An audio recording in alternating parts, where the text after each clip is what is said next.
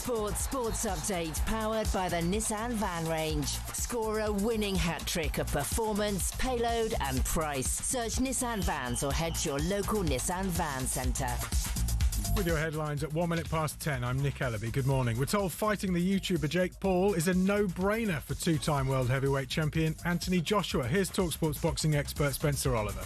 Why wouldn't you take that for the best part of 50 million quid? It's an easier fight, less risk. AJ's still going to go through the same motions of wrapping his hands up, doing the ring walk, getting in the ring, getting that ring rust off, and more importantly, getting back to winning ways. We're told AJ could actually earn up to 70 million quid for the planned 8-round fight with Jake Paul in Miami next month. Norwich are set to appoint Philippe Clement as their new manager. We understand the former Rangers boss has always been their preferred option. Norwich are currently second bottom in the Championship. Now, needing a win over Denmark to qualify automatically for the World Cup, Scotland's players are being urged to control the emotional Hampden crowd tonight, and Paul Lambert says they cannot defend like they did in the 3-2 defeat to Greece. Definitely have to probably tighten up in a lot of aspects of it and make tactical fouls. If somebody's going through, bring them down. I think that's the nature of the beast, really. But at Hampden, you just hope the lads play with their heads and not with their hearts. If they do that, then they've got a great chance of getting through. Meanwhile, Wales host North Macedonia later, but need Belgium to lose at home to Liechtenstein if they're to avoid the playoffs. And England fast bowler Mark Wood has come through his first pre-Ashes fitness test and is set to play in Perth on Friday, but former Test captain Mark Butcher wouldn't risk him. It's going to be a pretty potent attack. So it'd probably be Archer, Atkinson, and my personal preference for the third one would be Josh Tongue, because of his incredible ability to knock the tail over if you happen to get early wickets with the new ball. For more Ashes content, subscribe to talkSPORT's Cricket YouTube channel and the following on podcast feed. talkSPORT News. Football fans could be the big winners as the government moves to ban ticket resales for profit, and 8 firms are being investigated by the competition watchdog over their online pricing practices. More from the news team in half an hour. talkSPORT weather with QuickFit. Whatever the weather, our range of services is longer than the queue at the Chippy on a Friday night. Tyres, MOTs, brakes and more. Book today at quickfit.com. Brighter in the south and east, rain further north and northwest, that wet weather moving southeast today, snow and ice in northern areas and feeling cold in the breeze.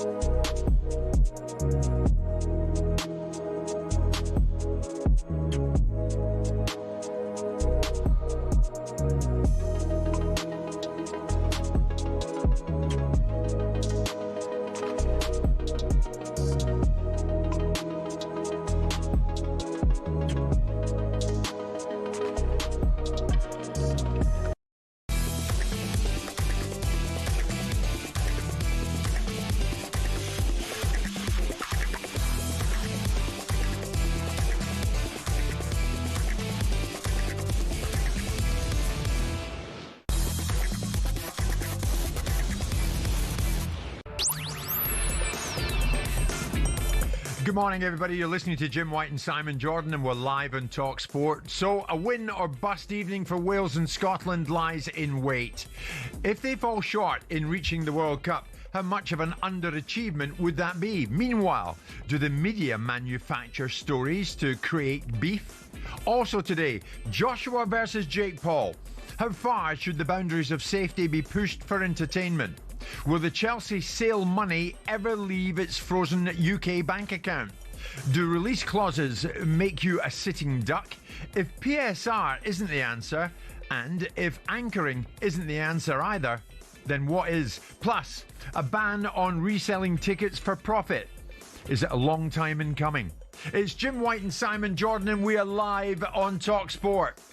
100% engagement. Jim White and Simon Jordan on talkSPORT. Now, no harm to him, Simon. No harm whatsoever. But the Great Dane Peter Schmeichel has a birthday today. He's 62. Now, I hope, Peter, if you're listening, you enjoy your birthday, but I hope it ends badly for you and Scotland beat Denmark tonight. Yes, of course. Let's hope. Let's hope, Simon. What do you say? Let's hope. Just this once. And I heard them play some audio from you earlier this morning that you couldn't care less about Wales and Scotland. Isn't it the favourite expression? Isn't it the hope that kills you? Isn't that the expression? It is. the opportunity to avail yourself of hope and cling on to that thought process. Yes. Watching it drift away this evening as the game ticks by. Yeah. And the opportunity escapes Scotland yet again. Well, let's you can hope. swap. Is that what messages. you forecast? You can text message with your plastic jock mate. Sir Rod. Stuart, CBE. Don't forget. I hope and pray that Scotland can do it tonight. To all our Danish listeners, I'm so sorry, but hopefully it's going to be Scotland's day. But you should do it. You're at home. Yeah. You have an opportunity. Yes. Despite the recent performance against Greece, you'll bounce back from that. The Danes are no great shakes. Yeah. You've already got a point off them away from home. It's your moment. Step up. I agree. I couldn't agree more. And Steve Clarke deserves it as well. And I hope the same goes for Wales. A win guarantees a playoff spot for the Welsh. A draw or a defeat to North Macedonia is not enough. So let's get behind Scotland. Let's get behind Wales. And let's hope they can get out there to the US of A next summer. Why? Because it's a better World Cup with the Scots fans there and the Welsh fans there, as opposed to them not. Says who? Says me, Jim White, born in Glasgow. Let's hope Scotland get there. Living in London. I know. Well, someone had to do it.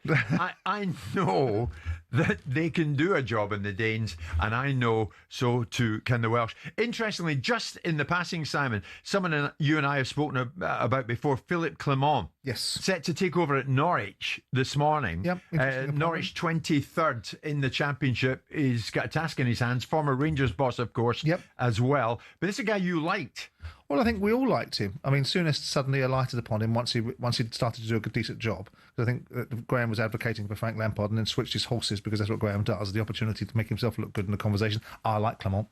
Morning, Graham. Morning, Gray. Yeah. But I don't know what to make of his at the end of his time at Rangers, because it went downhill rapidly. The fans went off him pretty quickly. The performances sort of distilled to a level that was okay-ish.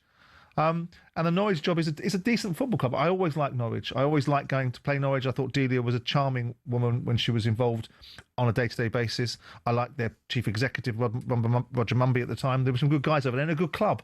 And they'll be disappointed that they've not been able to bounce back and find themselves back in the Premier League. They've actually gone backwards, and here they are. It's a strange one for him, from Rangers to a relegation fight in the Championship. Well, perhaps it tells you that Scottish football is not too far detached from the Championship level in people's minds. You know, you're not going to get many times that you're going to see a manager. You've seen two of them. Both of them come from Celtic, go into the Premier League, being Brendan Rodgers going back to the Premier League with Leicester, and of course, Ange Postecoglou going from Celtic to Tottenham. Incidentally, no movement yet on Celtic. Martin O'Neill remains in interim charge. We'll get to that later, but tonight it's all about Scotland and Wales. Scotland hosts the Danes at Hampden. A win sees them qualify automatically for the World Cup. Anything less means it's a playoffs, but the Scots hoping to get to a World Cup finals for the first time since France 98. In Cardiff, Wales host North Macedonia. A win guarantees a playoff spot for the Welsh. A draw or loss ain't good enough. Steve Clarke in a moment, but here's Craig Bellamy.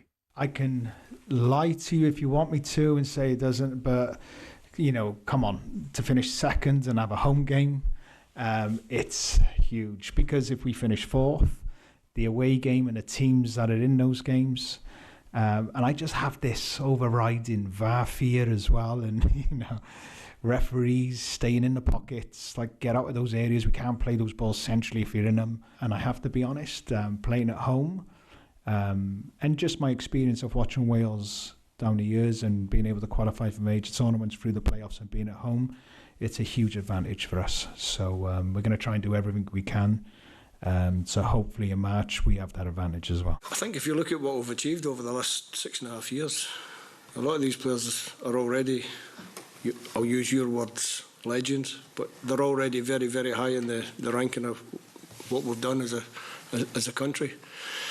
When I took the job 6.5 years ago, a lot of people were saying, don't touch it, it's a poison chalice, you can't do this. I looked at the group of players and I said, I see some quality there, I see a group of players. I look forward to working with this group of players because I think we can achieve good things. We've managed to do that. Now we've got another very, very good thing that we can achieve together. It sounds like a negative, and it is a negative, but how much of an underachievement would it be, Simon, if they both fail to get there? It'll be a disappointment. I mean, the reality of it is that neither nation is is a hotbed anymore, certainly not Scotland, of great players. It was once, it isn't now. Wales has often produced great players, whether it be John Charles back in the day, or whether it be Ryan Giggs in recent times, or Gareth Bell in even more recent times, but not great teams. John Toshak, of course, amongst that, and others that you could probably list, Gary Speed and a few other Welsh players that were very high-level players. And Scotland, at once upon a time, produced a litany of world-class players. I mean, top world-class players, Souness being one of them, Hansen being another, Dalglish clearly another one, and you can go on and name these players. Yeah. But it isn't so much now. So one has to be realistic about the state of the domestic football, certainly in Scotland, and what that's producing for Scottish teams and Scottish managers. I mean, look, a year ago, little more than a year ago, Steve Clarke was getting slaughtered for some of the performances that Scotland put in the Euros, when they were getting smashed to pieces by the Germans and didn't even turn up in that first game. So you have to get context. I always feel that he gets a rough ride. After the Euros of 21, when you guys were wanting to have a national holiday for drawing 0-0 with us at Wembley. Thank you. You ultimately, you went after him again, and he came back with a decent set of results and produced a decent set of outcomes. Yeah. For the Scottish team, I think he's done a decent job. I mean, he's a dour character. He doesn't light up press conferences, does he? He's not full of charisma, and that works against him. But his teams are honest and decent. And in all fairness to you guys, with all Mickey taken to one side, I think you should qualify tonight, and I'd be pleased if you did, because despite the fact that your country constantly whines about what it hasn't got, and most of you live down here while telling everyone how wonderful Scotland is, you still want the home nations to do well. Yeah. Because us English are more generous in our spirit. If Scotland were to do well, you wouldn't hear me in the studio say, Scotland doing well is my worst ever day. Yeah, yeah. Like you said, if England were to win the European Championship. Oh, no, it would be my worst ever day if England win. But like you do as well, and this gets up our nose, whenever a major tournament comes round, cue the record, it's coming home. Oh, I hate that. I'm not part of that game. Oh, really? Not at all. No. I think it's a great song. I thought it was a fun song for 1996. Yeah. But I think it's a song. I remember Ruud Gullit saying to me, all of us listen to you sing this song, and all of us think on behalf of you, do not sing that song. And I don't get into that gang. I don't think it's coming home, because the irony of it is that Scotland were the orchestrators of domestic football in the first rights anyway, so it isn't coming home. Yeah. So the reality of it is it's a misrepresentation. So I'm not in that gang. So I can understand why you're irritated about it, but in the context of our conversations, I would be sat here going, I hope they do well. I wouldn't be part of a chorus singing to make sure that the Welsh team didn't do well and laughing at them when they lost the games. And I wouldn't be part of a situation surrounding myself with people saying it'll be my worst ever day if Scotland wins something, which of course will never happen. It's just you lot go on and on and on. And it's not true. And it's not true. This patronising tone that once England have qualified, we'd love it if you lot can do it. But it's not patronising. It'd be lovely if you lot can do it. Because complex. your fans enhance a tournament. I don't think they atmosphere. Do us a favour. Zip it. I don't think they do. If we're going to do it, we'll do it ourselves. I don't feel any patronising or condescending nature towards Scottish fans.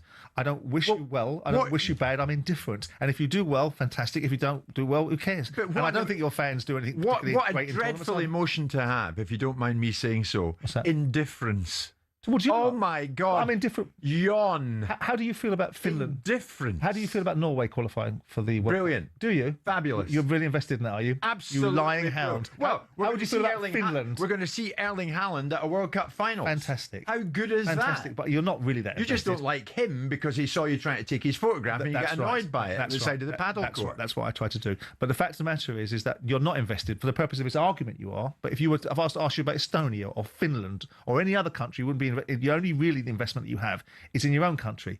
Yeah. And I'm only really invested in England doing well. It doesn't make me a little Englander. Doesn't make me a St George Cross flag waver. It just makes me moderately interested in what my national team are doing.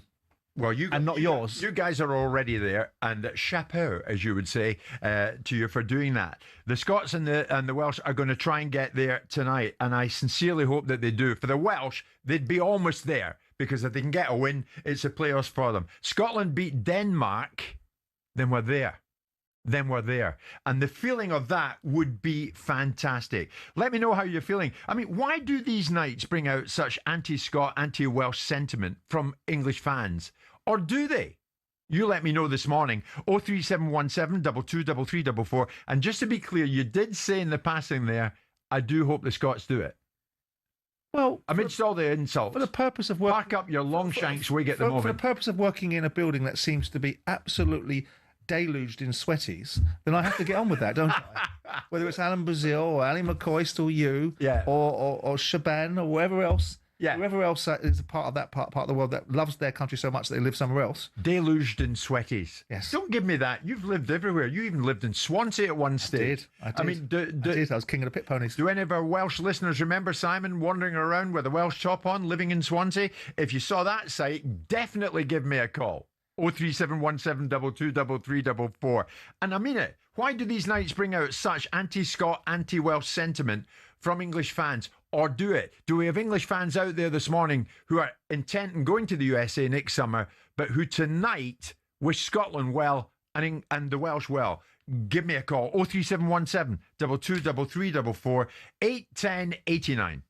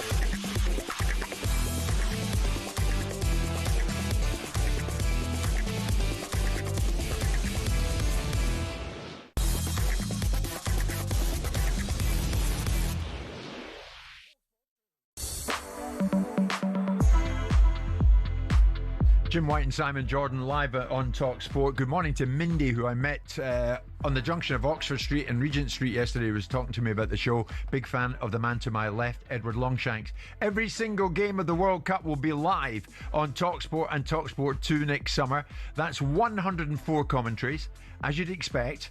And we'll have the main draw live on Friday, December the 5th from Washington, D.C. In that draw, let's hope that Scotland are there. Let's hope the Welsh are there. And tonight we will find out exactly their fate as regards the World Cup. Philippe Clement, as I say, set to be named Norwich manager. We'll watch for that this morning. And Simon, before I go any further, well done you. You came into some information yesterday around 12:25 that at 1 o'clock it will be confirmed AJ will fight Jake Paul. My God, you were on the money and we were ahead of everybody. So congratulations on that. But I want to get your take on it, because various people are saying, how can this happen?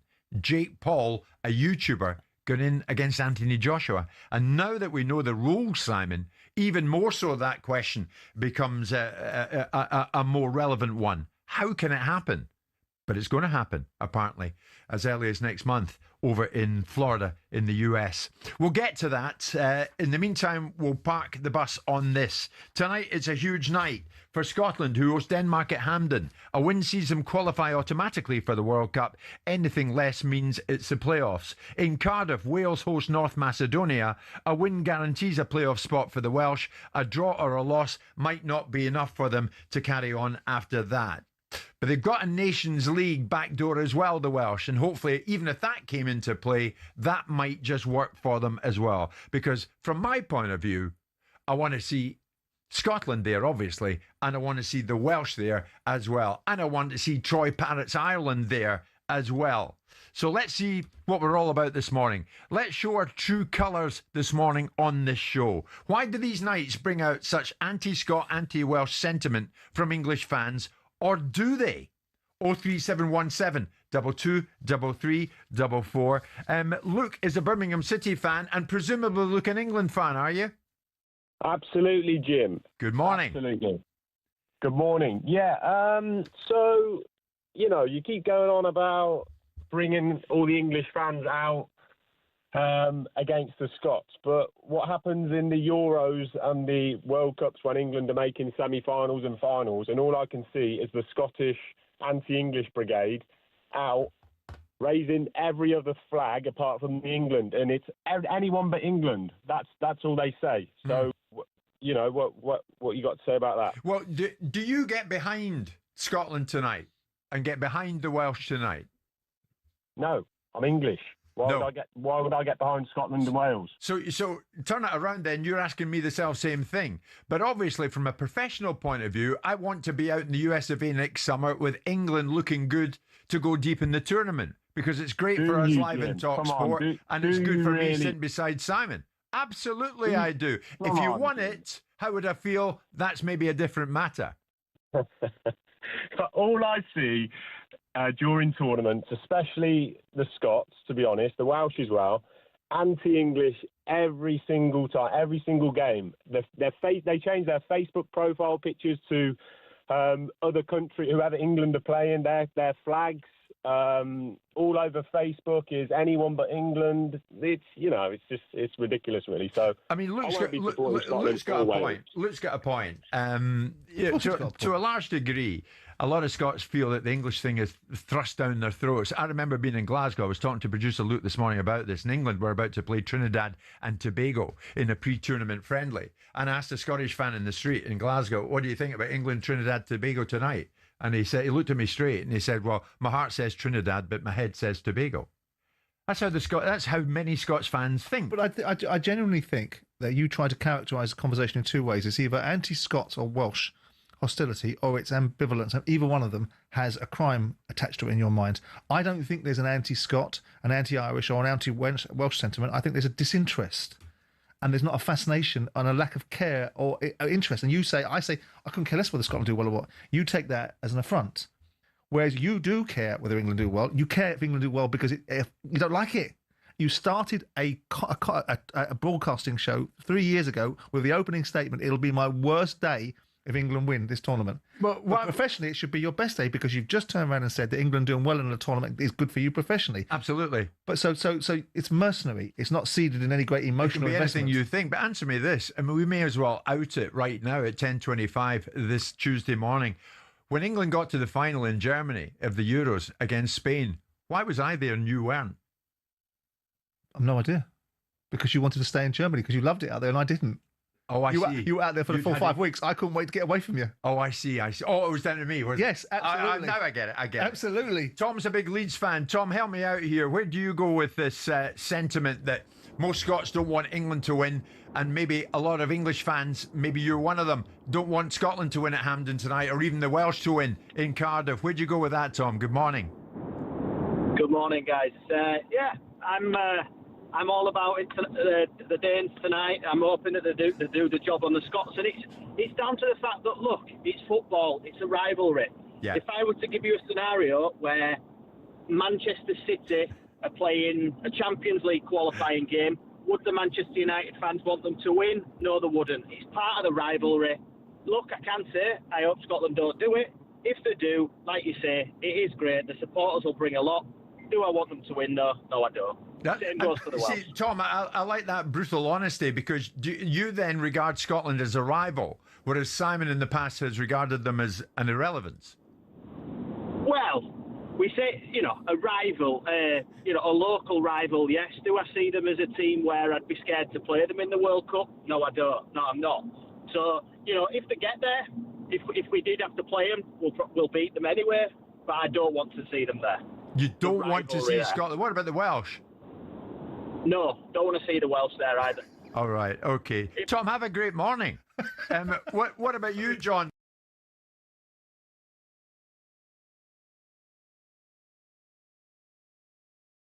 John, you go forward so you can park up more easily.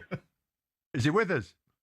Sorry, guys. John, good morning. I'm with you. I've always had a soft spot for the home countries, probably because I enjoy watching the players that are playing for my Premier League club, like Gareth Bale, Gordon Jury, play for them. Yeah. Would I ever do what the Scottish do and actually actively cheer for their opposition? No, unless it's us. I'd rather that they were in the tournaments. I enjoy watching them in the tournaments. But I think there's a thing that I think Simon's hit on it. English fans are generally ambivalent. We're not hateful towards the Scots. We don't want to go and cheer for the other people. And the reason you get such venom from certain sections of English fans, it isn't anything to do with how we feel about the Scottish team. It's to do with how the Scottish fans are so hateful and so venomous towards the English team doing well. And the other thing as well, from an English person, a lot of the players that are playing for Ireland, Scotland and Wales, they're English anyway. So we're kind of cheering on, like, our own national guys. I mean, like, you look at the Irish team that went to the World Cup. How many Englishmen were in that? I think McTominay was born in England. So it's not like we're going to be hating on people that are fellow Englishmen. But the problem is Scottish fans push hate. They wear the other team's shirt. No, you will never push see an hate. England fan That's wearing nonsense, another John. team's shirt. Scottish fans push hate. You will never see another kidding England me? fan putting on... No, you will never see another England fan during a tournament wearing the shirt of the opposition that Scotland are playing. The only team that England really want to beat Scotland, Wales and Ireland are the English. We would love to play you in a tournament and absolutely tonk you. It would feel better to do it when it really mattered to you than watch some other team knock you out. We want that pleasure. But we were told that, John, when you played us at Wembley. We were told that by you before we played you at Wembley, and we drew 0-0. Absolutely. Yeah. We would love so to. you didn't. I hated that. You didn't quote Tonkas then. No, I hated that. But John, listen, thanks for the call, and I appreciate it. Mark's a Celtic fan. Thank God for you, Mark. Help me out. How we doing, Jim? All right. Good, mate. Good. Where'd you stand with this today? Well, I'll tell you where I stand, Jim. When I was born in '79, right, and my dad, all through the '60s, '70s, and '80s, my dad always went to Wembley with his mates. Yeah. Loved the game, great stories and tales, etc., etc. And he used to always say, "Mark, they're the sporting enemy. Simple as that. There's no malice in it. We've got family in England. I lived in England for a few years myself. a great family there, etc., etc. It's purely a sporting rivalry. Yes. And the way I quantify it, Jim, is there are 4 victories that make me happy. One is a Celtic win, a Rangers loss, a Scotland win, and an England loss, and it's that simple. And that will never change, Jim. Quite frankly, that's the way of it. And I make no apologies for it. Nor should you. Mark, thank you very much indeed for the call. There's Eddie through the corridor there in Virgin Radio. I'm listening, guys. Listen, you were out in Germany last year. The Tartan Army were there. The Tartan Army were the most loved fans by the German people. Not least after they literally drank Munich's best beer keller dry. Exactly right. As an England fan today, I say Scotland forever. Eddie, I love it. I can't help it. I mean, we talk about neighbours. I just think Scotland are a noisy, irrelevant, ungrateful neighbour. Thanks ever so much for that. And we continue to get under your nose, and I particularly love that. Edward Longshanks and I are with you till 1.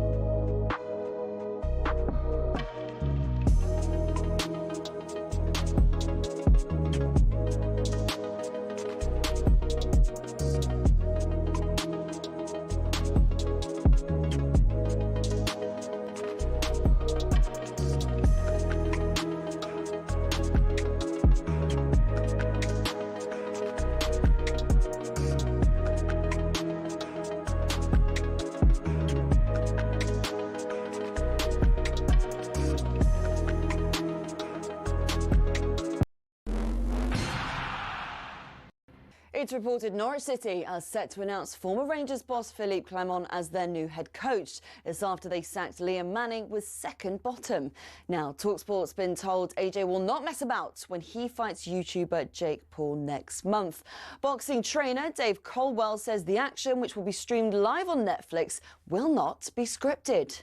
Do you really think that he's going to throw away all his brand, AJ, to go in there and carry Jake Paul for a few rounds and just have a little shadow box in the ring? No, he's not. This is going to be, remember when he fought Francis Ngannou? Yeah. It's going to be like that. AJ's promising no mercy against Jake Paul on December 19th in Miami.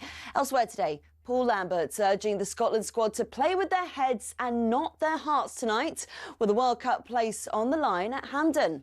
I think the big thing that they have to control the emotion of the game. I think if the lads do that and don't get carried away with the crowd, then they've got a chance. They say that you can never win the game in the first minute, but you can certainly lose it.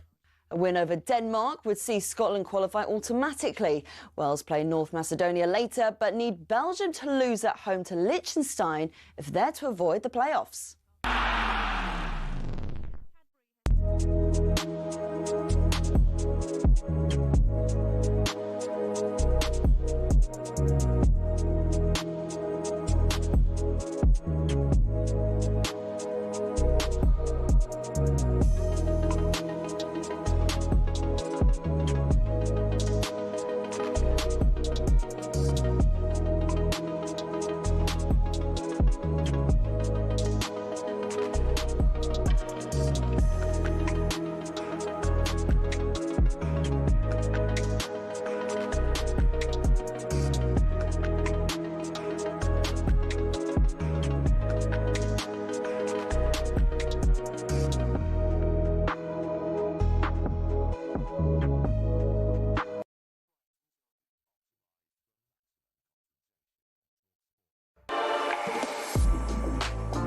Good morning, everybody. It is Tuesday morning. It's Jim White and it's Simon Jordan live on talkSPORT.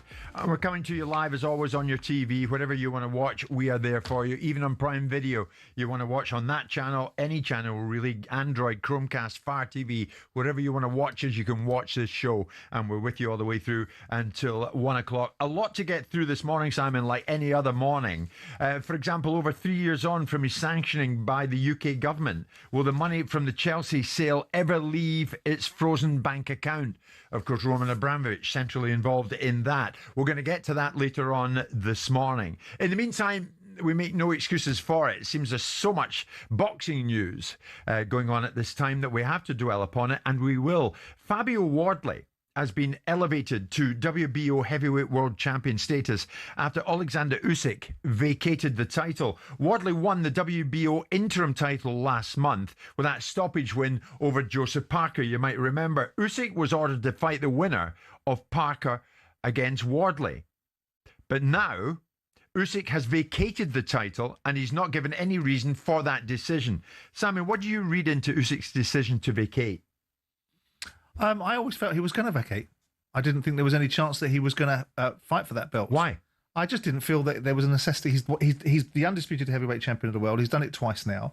The WBO, for me, is the, and they might not like to hear it, but is the runt of the litter of all the belts. It's probably the first one up in terms of it, the mandatory, so it's the first one he's relinquished. He might relinquish another one because the inability, he's unable, really, if the sanctioning bodies do their jobs properly, which they very rarely do, to be able to keep all the belts any period of time and fulfill the obligations for mandatory challenges.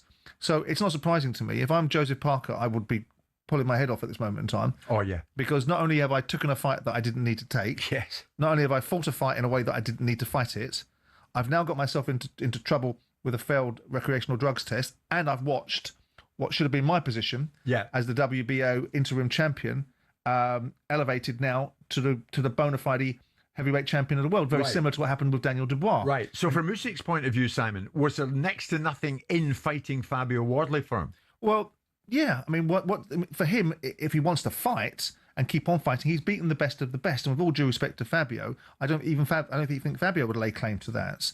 So where does he go? Is it a monetizable fight, Fabio Wardley versus Alexander Usyk, to the levels that Alexander Usyk might think is worth his time? I would doubt it. So he's looked at it and gone, no, I don't. In fact, if you're going to make me have this fight. And the unfortunate thing about it is I do feel, I know that Joseph has got some questions to answer about this recreational drugs test that he's failed, but he must be exasperated because I don't know why Usyk couldn't have just vacated this when he was asked to. Yeah. He asked everybody to give him an extension due to the fact he was injured, right? And so he got his extension, and in that period of time, Joe Parker took a fight that he didn't need to take. He lost the fight, and fair play to Fabio.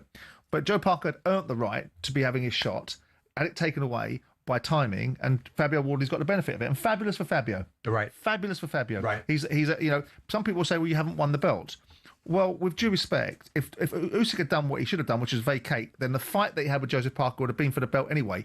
In the same way that the situation with Daniel Dubois, when he fought Filip Hrgović and beat Hrgović, he then got awarded the IBF belt as a result of it, and then went and bashed up Anthony Joshua. But Fabio doesn't really want to win the belt like this, so Simon, does he? No, not really. But I tell you what, he'll take it. Because he'll consider, if you said to Fabio Wardley, you're going to fight Joseph Parker for the WBO heavyweight championship of the world, and you're going to become world champion afterwards, would you be happy with that? He'd say, yeah, well, he just did. Right. And the only thing that happened was that Alexander Usyk decided to disavail himself of the belt 3 weeks after the fight, whereas he could have done this months ago. Sure. Okay. Now, in the build-up to Conor Ben Eubank Jr., a fight that Conor Ben won convincingly on Saturday night, promoter Eddie Hearn was interviewed by virtually everybody in the broadcasting world. And suddenly, there was light shed on it. What's the chance, he was asked, of AJ fighting Jake Paul? It's difficult to have this conversation. I think sometimes you just need to be as honest as possible. Should Jake Paul be fighting Anthony Joshua? No. Is he mad to do it? Yeah. Is there tens and tens and tens and tens of millions of dollars for Anthony Joshua to have an 8-round run out against Jake Paul? Yes. And that's why you're doing it? We're not doing it. We're considering it. And at the moment, there's work to be done. But could it happen? Yes, it could. When Eddie spoke to us last week, it was beyond the consideration point, it's fair to assess. It was on, and now we know the fight will take place on the 19th of December in Miami, live on Netflix. Anthony Joshua against Jake Paul. You were onto this yesterday, and Sure. I watched you during the break. Yeah. How far, Simon, should the boundaries of safety be pushed for entertainment purposes? Well, it depends what this is. This is what's happening. I mean, there is a change in sport and the way that it's been packaging, and people like me have got to grow up a little bit at times, because I railed against the Eubank Ben situation. I railed against the media characterisation of it, and what it wasn't elite sport. In my view, it was entertainment mixing with elite sport and had more jeopardy about it than potentially this. This is entertainment. This is a superstar of boxing being morphed into a digital world with a content creator in Jake Paul that brings audiences like no one's ever seen. And so it's understandable. Now, if the purists like me want to get up on our high horse about what this is and what this isn't, then perhaps we should grow up a little bit and realise that entertainment is nothing is original anymore. Everything is being rebooted. Look at Marvel throwing out films left, right, centre from the same formula, and the audience is wanting to buy it because of the digital landscape that they live in and the way that we deliver content now and what content looks like. So for me, I look at it and go, this is a $150 million fight. Ridiculous as it is. And the reasons is because if you look at Netflix are putting the money up for this. This won't be a pay-per-view proposition. This will be a drive for subscribers. If you look at the revenues that Netflix generated out of the Tyson versus Jake Paul fight, they got 2 million additional subscribers on the back of Mike Tyson fighting Jake Paul. So this will be the same. Now the average value of a Netflix subscriber is $900. Right, so you get an LTV of a $900 subscriber, which costs you $80 to get in the first place. You've put 2 million subscribers on. You've generated 1.9 billion in additional revenue for Netflix. Of course, they're going to pay 100 million to the fighters, and they're going to pay 100 million to Jake Paul and to Anthony Joshua. Whatever this is, there'll be a whole raft of advertising deals. Sorry, in terms of merchandising and sponsorship deals, and there'll be 20 million gate receipts. Right. It's a $150 million fight. Right. This is easy work. Now, here goes the question: should it be sanctioned? Is something like to happen? Well, he's a professional fighter. Whatever you think of him. He can't beat Tommy Fury, so he won't be able to beat Anthony Joshua. It depends how Anthony Joshua takes it. You know, he could deal with him in a cluster of punches and get rid of him, or he could knock him out and really hurt him. That's the thing. But that's why it'll get licensed in a Floridian licensing place. Of course. Because they're quite lax about that sort of stuff. But you said moments ago, Sam, and you're right. We know it is. We know what it's not. It's not an exhibition fight. It's a professional bout that will consist of 8 3-minute rounds, and both fighters will wear regulation 10-ounce gloves. There is a serious consideration here, is there not, for the safety of Jake Paul? Well, he's a professional fighter now. He's gone in with MMA fighters. He's fighting at probably 200 pounds, 210 pounds. He'll probably be 220. They'll stick him in sparring with a bunch of heavy-hitting fighters, so he'll be seasoned a little bit. This is different level. And he'll get knocked out. This is different level. Yeah, but Anthony Joshua knows. It depends what Anthony Joshua wants to do. Anthony Joshua will work out very quickly in this fight what's in front of him. Right? And there's no benefit in Anthony Joshua dealing with him in a certain way. So Anthony Joshua will be able to operate in second gear for this fight. Jake Paul will not cause any problems for Anthony Joshua. The only problem that Anthony Joshua will have is carrying all the money to the bank. And that's easy work. And if that's what the entertainment world wants, and a crossover of entertainment and YouTubing and personalities into sport, we'll probably see Ed Sheeran in a ring with Tom Cruise in 15 years' time, because that's where entertainment is going. Well, that I get. Because that's kind of like he's a professional. This isn't. Jake Paul is a professional sportsman. Whether you like it or I like it, whether his origin was YouTube, KSI. But he's not a two-time heavyweight champion of the world. The only thing that Joshua can do to come away from this with any credibility is to put him away inside 30 seconds. Whose eyes? What does credibility look like? Who does he need to have credibility with? Nobody is going to take anything from this fight. If Anthony Joshua knocks him out in 15 seconds, everyone's going to say he should have done it. Anyway, if Anthony Joshua labours through this fight, people are going to say what they say as a result of that. Anthony Joshua could probably put a nightgown on and do this in his sleep, right? But the fact of the matter is doing it for one reason and one reason only, because it generates the next version of Anthony Joshua, because it takes him into an entertainment space, because Anthony Joshua will not be a professional boxer forever. It carries on the lure and luster of Anthony Joshua, and he gets paid 50 or 60 million quid for this. That's the scale of this operation. And Eddie Hearn earns a nice 15 million quid out of it for putting the deal together. So the fact of the matter is Netflix get 2 million subscribers. They get another 2 billion worth of revenue. Sport starts to land itself in Netflix. Entertainment starts to find itself in sport. And people can say what they want about it. And you're not worried about the boundaries of safety being pushed too far? I'm not. I don't care about Jake Paul and the choices that Jake Paul wants to make. And what may or may not happen to him. I don't care. God forbid. I don't care. Inside that ring on that night. I don't care. I care about the sport of boxing. I don't care about Jake Paul. Jake Paul is a big boy that's got lots to say for himself and is pursuing an ultimate outcome. Is this not another in now a long series when Muhammad Ali fought the wrestler all these years ago? Yeah. And then since we had Mayweather against Conor McGregor, eminently forgettable. Yeah, so what? They get paid. And thereafter, mismatch. But it's what people want to see. It's what people want to. So why are we to offended? Watch. So why are we offended? It's if the audience is sat there and we aren't the audience. I'm not interested. I'm literally without wanting to be melodramatic in the same way I might have been about Eubank and Ben for different reasons. Right? I don't care about this fight in the slightest. I don't take it seriously. I don't begrudge either one of the boys making this kind of money because this is the scale of the industry and the opportunities that can be afforded to all of us if we know what we're doing. Yeah. Right. So it's all there for everybody if they want to be ambitious in life. Anthony Joshua has put himself in a situation where he's prepared to go and fight a YouTuber of significant repute and scale of awareness that's fought several times now, that isn't at the level for Anthony Joshua, will get knocked out if Anthony Joshua chooses to. Anthony Joshua will be able to do this in first gear, let alone second. So he gets paid for it, and that's it. That's it. That's all it is. Right. Not be offended by it. That's all it is. So Jake Paul, supremely confident, of course, as you'd expect him to be. When I beat Joshua, every doubt disappears and no one can deny me the opportunity to fight for a world title. That said, that's the way he's approaching it. But what do you out there think? Because are any of you, if you're boxing fans, are you in any way concerned about the safety of Jake Paul? Give me a call on that this morning. Many of you are already calling in. But of course, this is what it boils down to.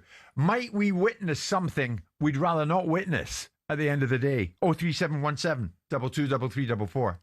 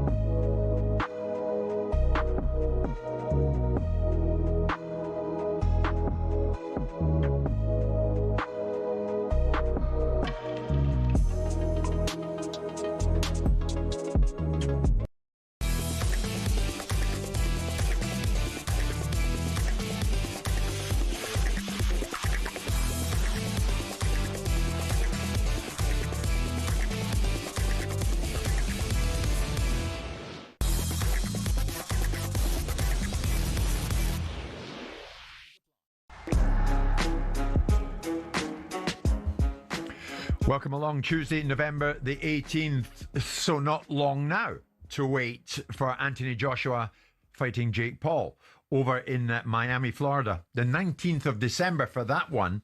But what are we about to witness? Will this end the Jake Paul chapter, or might Joshua, putting his name to it, legitimise the floodgates opening? Remember what AJ said, mark my words, you'll see a lot more fighters take these opportunities in the future. So what are we about to witness following Joshua doing a job, as he says he'll do, on Jake Paul? And are you having it as an event?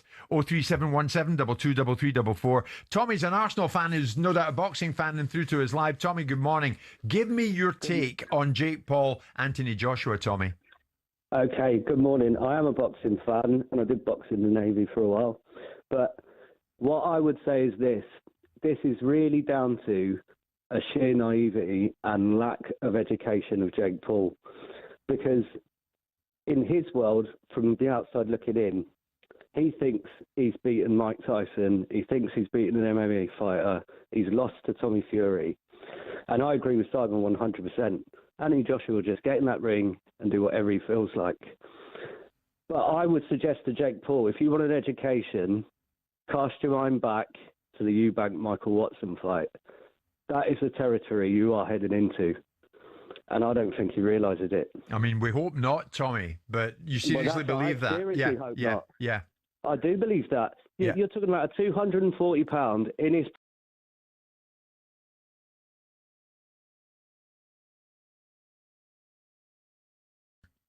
And I really don't think he gets it. And what about more fighters like Paul seizing this as an opportunity, as Joshua has suggested that many of them might do? Listen, I'll tell you what, if I was Anthony Joshua, I would definitely do it, because as Simon says, he could literally do it in a nightgown.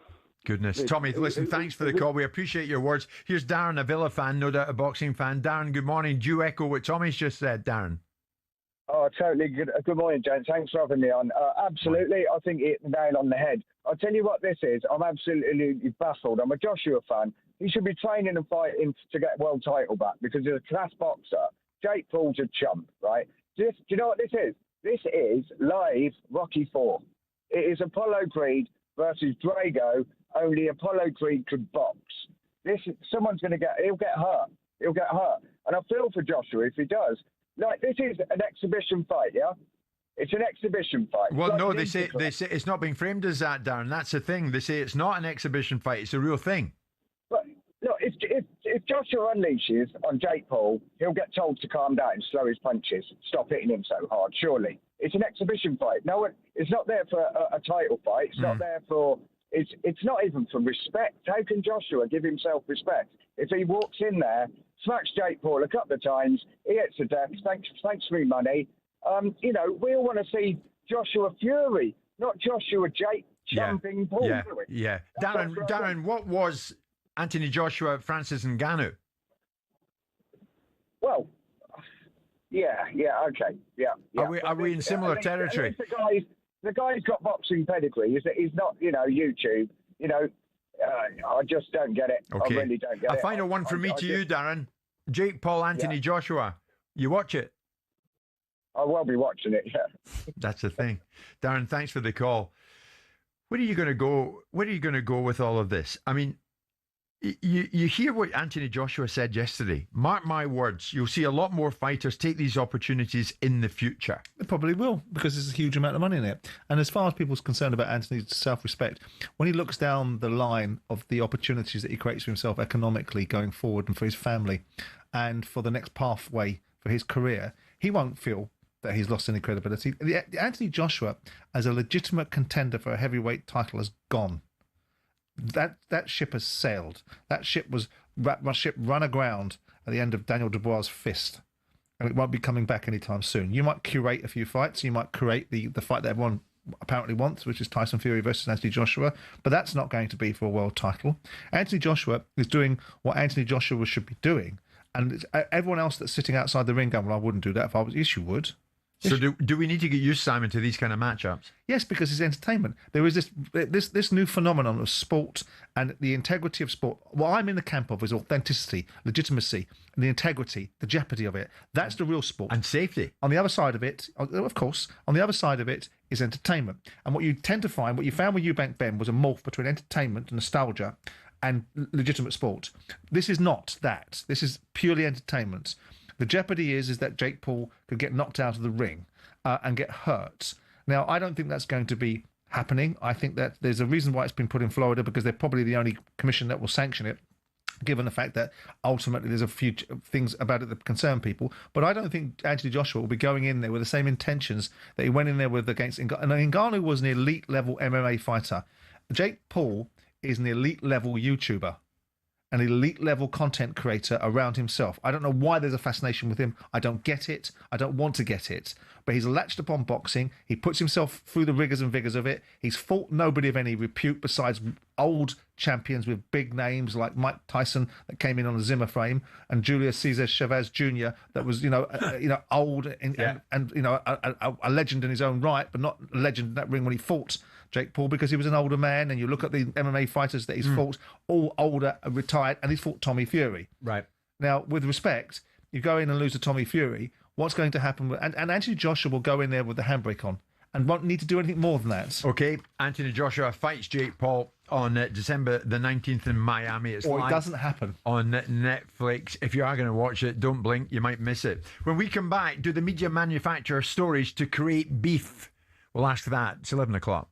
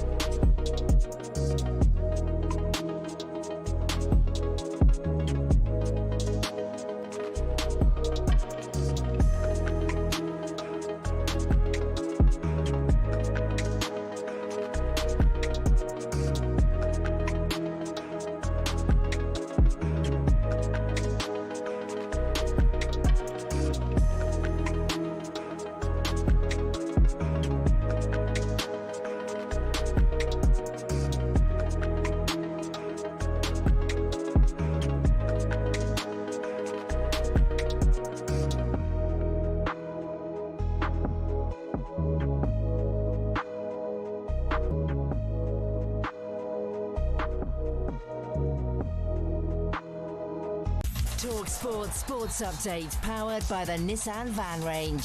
Helping business owners to work better and live better. Search Nissan Vans or head to your local Nissan Van Centre. With your headlines at 3 minutes past 11, I'm Nick Ellaby. Good morning. Former Rangers boss Philippe Clement is expected to take over at Norwich. Perhaps it tells you that Scottish football is not too far detached from the Championship level in people's minds. Norwich are second bottom of the Championship after sacking Liam Manning. Simon Jordan says it's tricky to know what to make of Clement's final weeks at Rangers. It's because it went downhill rapidly. The fans went off him pretty quickly. The performances sort of distilled to a level that was okay-ish. Meanwhile, Rangers have a new set-piece coach. Scott Fry arrives from League One Lincoln, who scored 30 goals from dead ball situations last season. We understand former Liverpool coach Vitor Matos is now the leading candidate to take over at Swansea. There's more on this story at talksport.com. Scotland are being urged to play with their heads and not their hearts tonight. Beat Denmark and they're off to the World Cup. Here's Paul Lambert. I think the big thing that they have to control the emotion of the game. I think if the lads do that and don't get carried away with the crowd, then they've got a chance. They say that you can never win the game in the first minute, but you can certainly lose it. Wales play North Macedonia later, but need Belgium to lose at home to Liechtenstein if they're to avoid the playoffs. Meanwhile, former England keeper Ben Foster's told us an England B team would have qualified top of their group. Dean Henson in goal, Chalobah, Dan Burn, Livramento, Trent at right back, Adam Wharton, Alex Scott, Jordan Henderson, Anthony Gordon, Cole Palmer, Ollie Watkins. Thomas Tuchel says he'll visit England's fringe players to explain what they need to do to make his 26. And 3 days out from the first Ashes test, England fast bowler Mark Wood has come through his fitness test and is expected to play in Perth. There's more at talkSPORT's cricket YouTube channel. talkSPORT News. The government's preparing to announce a bigger than expected crackdown on ticket touts, and the competition watchdog is looking into 8 companies as part of an inquiry into misleading prices. The news team has more in half an hour. talkSPORT weather with QuickFit. For a limited time only, get 15% off a set of 4 selected premium tyres. Don't miss out and book today at quickfit.com and drive away happy every time. Conditions apply. Bright in the south and east, rain further north and northwest. That way we're moving southeast today. Snow and ice in northern areas, feeling cold in the breeze.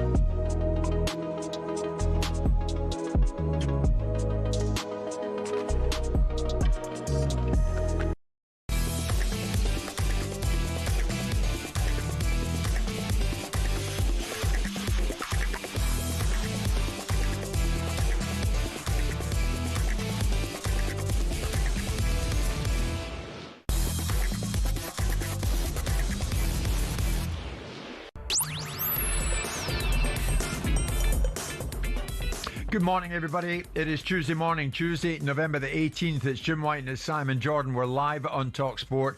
It is 6 minutes past 11 o'clock. As I mentioned earlier on, so much boxing on the go at the moment. British light heavyweight fighter Willie Hutchinson will be in studio shortly. He takes on Ezra Taylor very soon. And the two of them, who don't like each other, who had a bit of a scrap when they met up recently, the two of them, God forbid it happens in here, but it might. They're going to be in studio with us very shortly, Simon.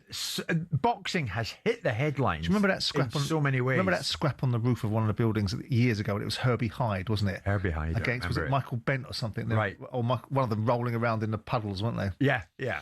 Terrific stuff. You can't beat it.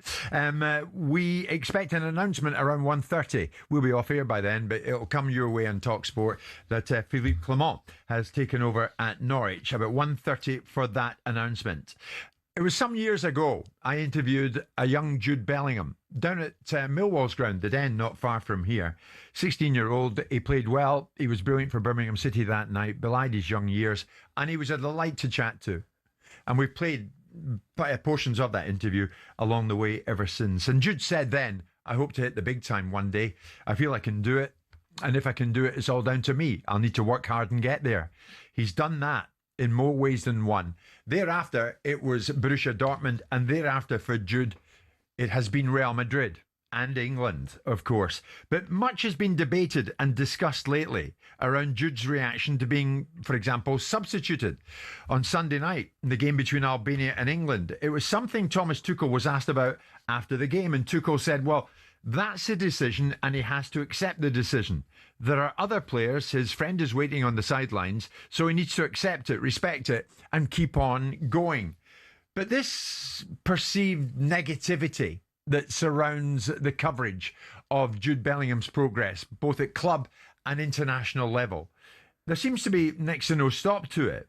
This perceived negative approach towards him and other top players in order for the media to create their own headlines. This is something that Bellingham himself touched upon when he spoke on the Behind the Scenes Out of the Floodlights documentary after the Euros final in Germany.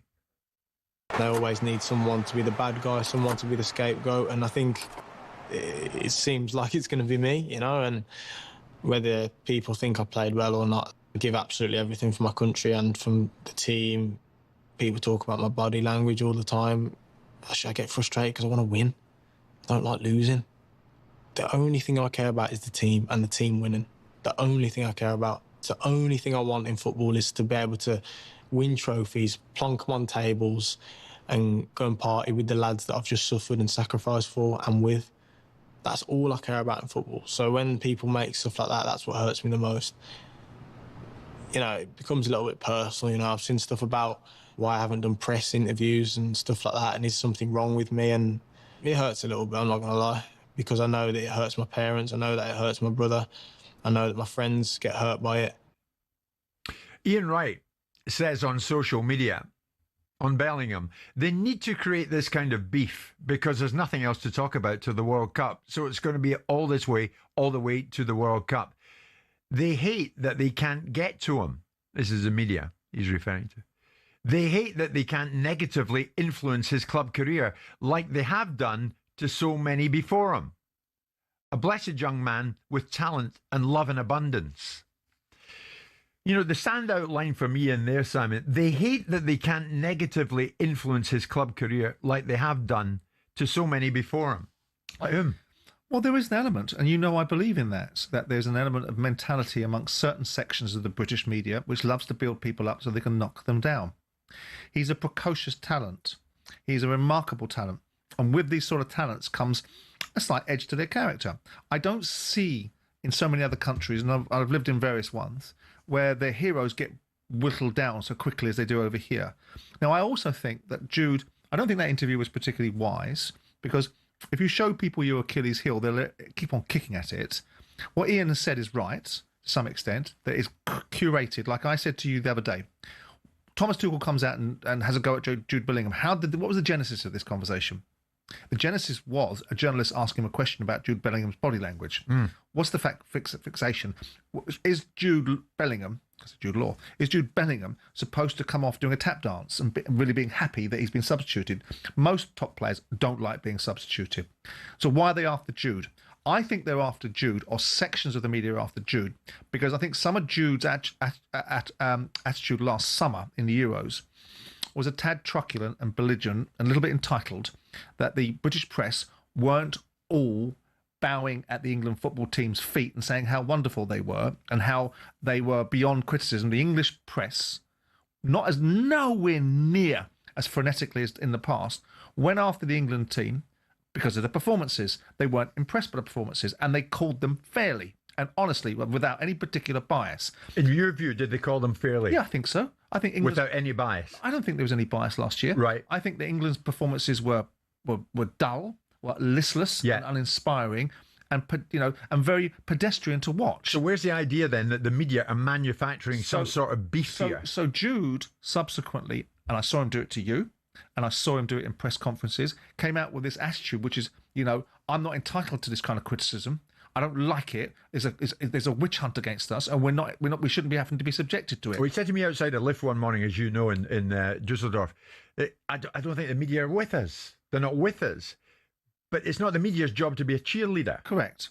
It's also not a media's job to take people down, but there is a delight in that. And there's been many occasions. How are they doing that? Well, I think there's a section of the media, not all of the media, and I'd like people like Ian, when they make these observations, to be bolder and say who they're referring to, because it's easier to be very global in your observation, then you don't get made accountable for it, do you? But I do agree with the principles of what he's saying, that you're building up, creating, and the very existence of shows, full stop, and the content delivery mechanisms that require people to create outcomes, whether it be anti-Scottish dislike in a football tournament, or it be Jude Bellingham. Jude Bellingham is a remarkably successful young man. He's brilliant. A precocious talent that should be celebrated by this country. He's a phenomenon. He should be celebrated. Yeah. And the balance between pulling him up for legitimate misbehaviour and going after him for silly little indiscretions like getting upset when he's getting substituted is what we're talking about here. And what Tuchel's doing, I think, is being cleverer than I gave him credit for yesterday. What I was giving him credit for yesterday was creating a culture inside this dressing room which he's the boss. What I also think he's doing is making sure that Jude Bellingham isn't a gift that keeps on giving to certain sections of the media and turned into a toxic conversation. Yeah. So if you take away Jude, don't give it to him. Don't give it to the media. Don't come off a football field making a 4-act play about it. You want to do that, do it in a dressing room. Don't do it. It's my belief, Simon, that in the media, Ian Wright saying in social media, the media, they hate it that they can't get to him. Well, they did get to him. He just did a documentary. He told you. But here's the thing. Do you honestly think there's a newspaper newsroom anywhere where the editor is saying to the top sports journalist, the top sports reporter, start getting at Jude? Yeah. Start getting at him. Yeah. Get under his skin. We'll write the headlines. Come on. Get under his skin. Come on. Let's be honest. Because let's be if honest you about think this. that, Let's be honest about this industry. if you think that, why would they do that? Because it sells stories, creates content, and makes noise, and people read it, and there's a desire for it. There is no busier environment than when in a newsroom when the tragedies happened in this country.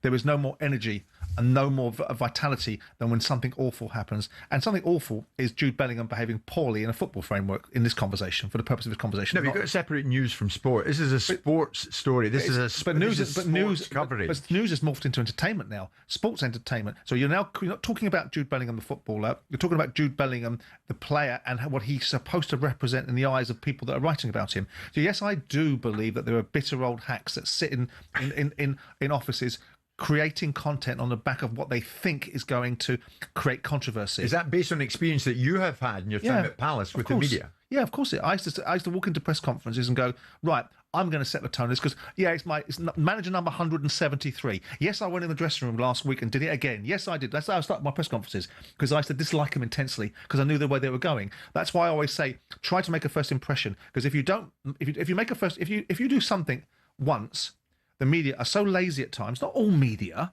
The media are so lazy at times. That's the way they'll perceive you forever. And you'll never lose that title because it's an easy go-to, especially if it's something controversial. I went into a dressing room relating it to me once in my seventh game as owner of Crystal Palace. In my 500th game, I was still being told, after having never gone in the dressing room in that state again, that I was an interfering club owner that spent his time in the dressing room, because it's an easy, lazy go-to. That's why you've got to be very, very careful about how you give the media access to certain things in your life or what you represent yourself as. Because I do, in fact, and even more so, ever more so now, that everyone's competing for so much airtime. There's so many broadcasters. There's so many content delivery mechanisms. Social media sets the tone, and mainstream media now colours in the picture.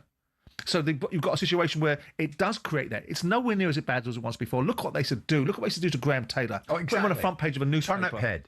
Yeah. And that kind of newspaper reporting. But don't believe it's gone. It's just becoming a bit more refined, less overt, more covert, but it's still there, and there's still envy. And envy is a very ugly part of the fabric of this society, because they don't celebrate people doing well. If someone does well, someone gave it to him. He's lucky. His dad was rich. He come from a silver spoon. Doesn't have to do anything himself. That sort of attitude, rather than go, look at that fella. How did he get there? Can I do that too? I'll put it out there. Is it your belief that when it comes to a player like Jude Bellingham, that certain sections of the media have got the knives out for him? Do you believe that the media manufacture stories to create some kind of beef? Ian Wright certainly does. They need to create this kind of beef because there's nothing else to talk about until the World Cup. Well, you're wrong on that, Ian. There's plenty to talk about. You get no beef here from us because we're on every day with authentic, original, genuine material. There's plenty to talk about the World Cup. So I'd throw that one right back in your face. But he goes on to say they hate that they can't get to him. That's the media. Hate that they can't get to Bellingham and others. Do you agree with that? Or do you disagree with that? One way or t'other, if you want to, give us a call. 03717 223344 81089.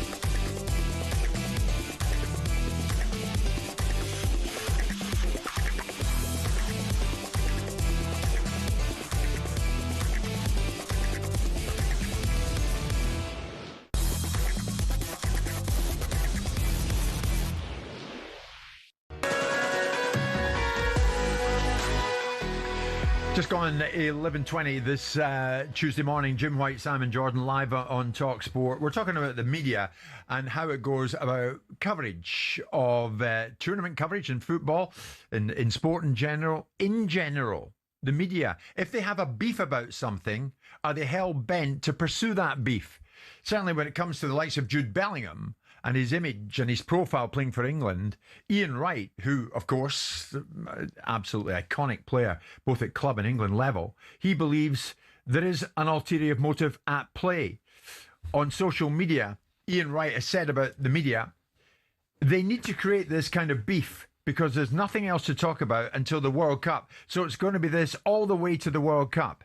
They hate that they can't get to him. That's Bellingham. They hate that they can't negatively influence his club career like they have done to so many before him. A blessed young man with talent and love in abundance. Is that really how some members of the media view the likes of Jude Bellingham? King is a big Manchester United fan, no doubt an England fan as well. King, good morning. What's your take on this? Good morning. Thank you for taking my call. Fantastic show as usual. Thank you. I'd like to say what Ian Wright is not willing to go as far as to say. What he's saying is this is an attack that seems to be mounted at the best players who are of mixed or black heritage. We've seen it firstly we saw it with Raheem Sterling. We saw the way the press went after him, and they succeeded. We saw the way they went after Marcus Rashford, and they have succeeded. He's gone all the way to Barcelona. And what Jude's parents have done, which is so wise, they've shielded him and shepherded his career so tightly, even his mum living with him when he was in Germany, probably now when he's in Spain, that the media cannot penetrate the force field that they've created around him, and that's what's bothering them. How can you attack a player like Jude Bellingham? He's the best. I'm a second-generation British-Jamaican property investor here in the UK. I've been here. I was born here. My parents were born here. And I've watched time after time as I support England the way this has gone. Even the likes of Ian Wright and the players of his generation who took too long to get their England call-up.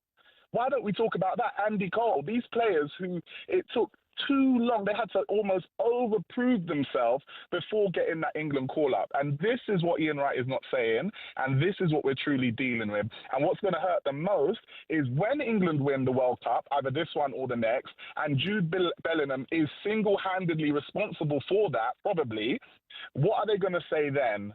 And it's also, last thing I would say, this is added to the backdrop of the whole immigrant and asylum seeker, the whole issues that are going on in this country. But when you look at the England team, there is no England team without immigration. What are we talking about? So, King, let me get this right. You're suggesting here that this media beef, if you like, that we're talking about, is linked to the colour of the skin of the player. Absolutely. And in this case, Bellingham. Absolutely. And he thought he might have escaped it because he's mixed heritage, but he hasn't escaped it. Yeah, but for years, members of the media went after Paul Gascoigne, and that was nothing to do with ethnicity. Well, there's always the exception that proves the rule. One player, I've named you 3 in recent history that were attacked.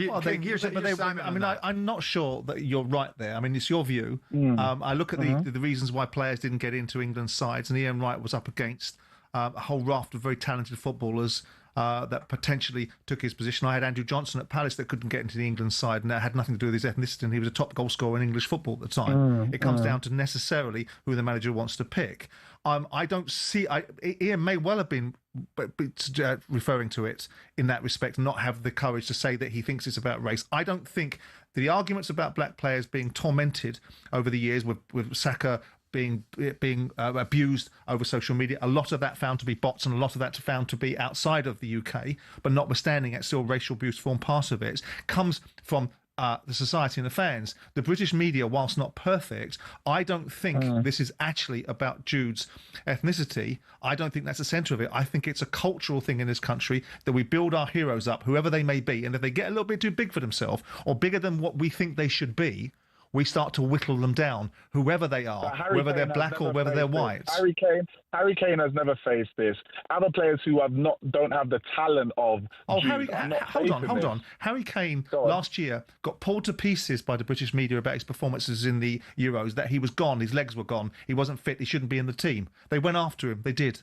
Yeah, that's based on his ability. I don't mind it being about your ability, but how's it going to be about now? But has Harry ever given? He's a little bit too confident. He's a little bit too petulant. Those are the words that get to use. Well, I actually thought have a bit of swagger, which is unfortunately that is part of our culture. We have swagger because we believe in confidence ourselves. And belief is confidence and belief and swagger is not unique to one particular ethnicity. I think but we get knocked for that. Well, that's a stereotype that you're now advancing. The fact of the matter is that Jude last year, in my view, I think he's a brilliant young man. I thought a couple of times in interviews, he was a little bit entitled. He was a little bit petulant. He was a little bit belligerent and believing that he wasn't entitled, or the England players en masse weren't entitled to be criticised. And because he is the best player, or arguably the best player, playing for the biggest football club, or arguably the biggest football club in the world, he is going to get an additional level of focus. King, I'm going to give you the last word on this because you're speaking well.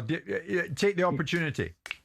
Yeah, no, I absolutely take on board what Simon Jordan said, and I really do appreciate the time. I just wanted to open the eyes a little bit, just to have a look. Is there potentially just a potential, sometimes a little extra sauce in the food for players that are of an ethnic minority? And that's all I wanted to say, just to open that, maybe think about it. I could be wrong. I have been wrong once this year already, so I have had my quota, but you never know. You never know. I think there's a potential there that maybe the media, again, and the Marcus Rashford, as I said, and Raheem Sterling are just examples of that. But boys, thank you for taking my call. Have a lovely day, and I'm going to keep listening to the show. Good man. King, you're a good man. Thank you for that. So many calls on this. We'll get back to it. This perceived media beef towards certain players. Is it alive and well, or is it a myth? 03717 223344.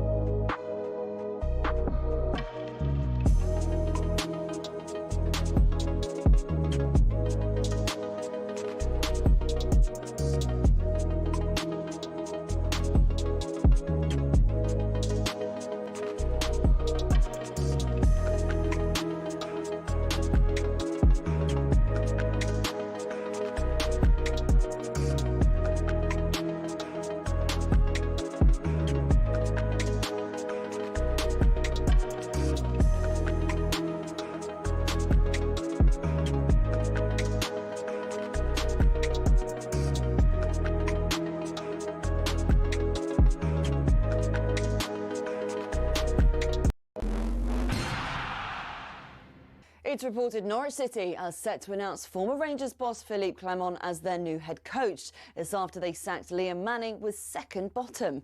Now, talkSPORT's been told AJ will not mess about when he fights YouTuber Jake Paul next month. Boxing trainer Dave Colwell says the action, which will be streamed live on Netflix, will not be scripted. Do you really think that he's going to throw away all his brand, AJ, to go in there and carry Jake Paul for a few rounds and just have a little shadow box in the ring. No, he's not. This is going to be, remember when he fought Francis Ngannou? Yeah. It's going to be like that. AJ's promising no mercy against Jake Paul on December 19th in Miami. Elsewhere today, Paul Lambert's urging the Scotland squad to play with their heads and not their hearts tonight, with the World Cup place on the line at Hampden. I think the big thing that they have to control the emotion of the game. I think if the lads do that and don't get carried away with the crowd, then they've got a chance. They say that you can never win the game in the first minute, but you can certainly lose it. A win over Denmark would see Scotland qualify automatically. Wales play North Macedonia later, but need Belgium to lose at home to Liechtenstein if they're to avoid the playoffs.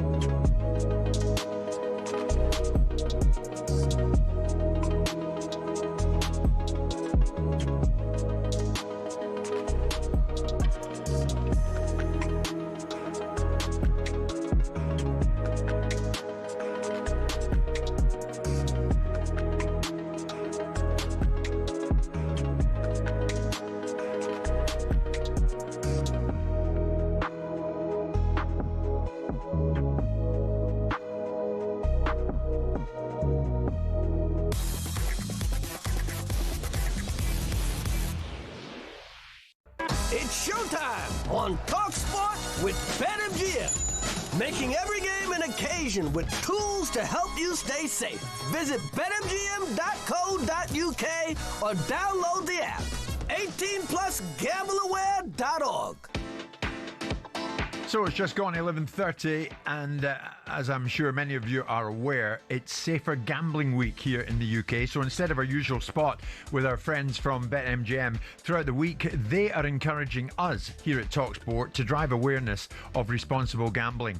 BetMGM have many tools in place to allow for a safe and enjoyable experience for all of their customers, including deposit limits. Deposit limits allow players to set daily, weekly, or monthly limits to stay in control of their spending, and these can be set at any time, including when you're making your first deposit. If you would like more information on safer gambling, please visit betmgm.co.uk/safergambling or the Safer Gambling Week websites at safergamblinguk.org. You can also call the UK's National Gambling Helpline on 0808 8020 133.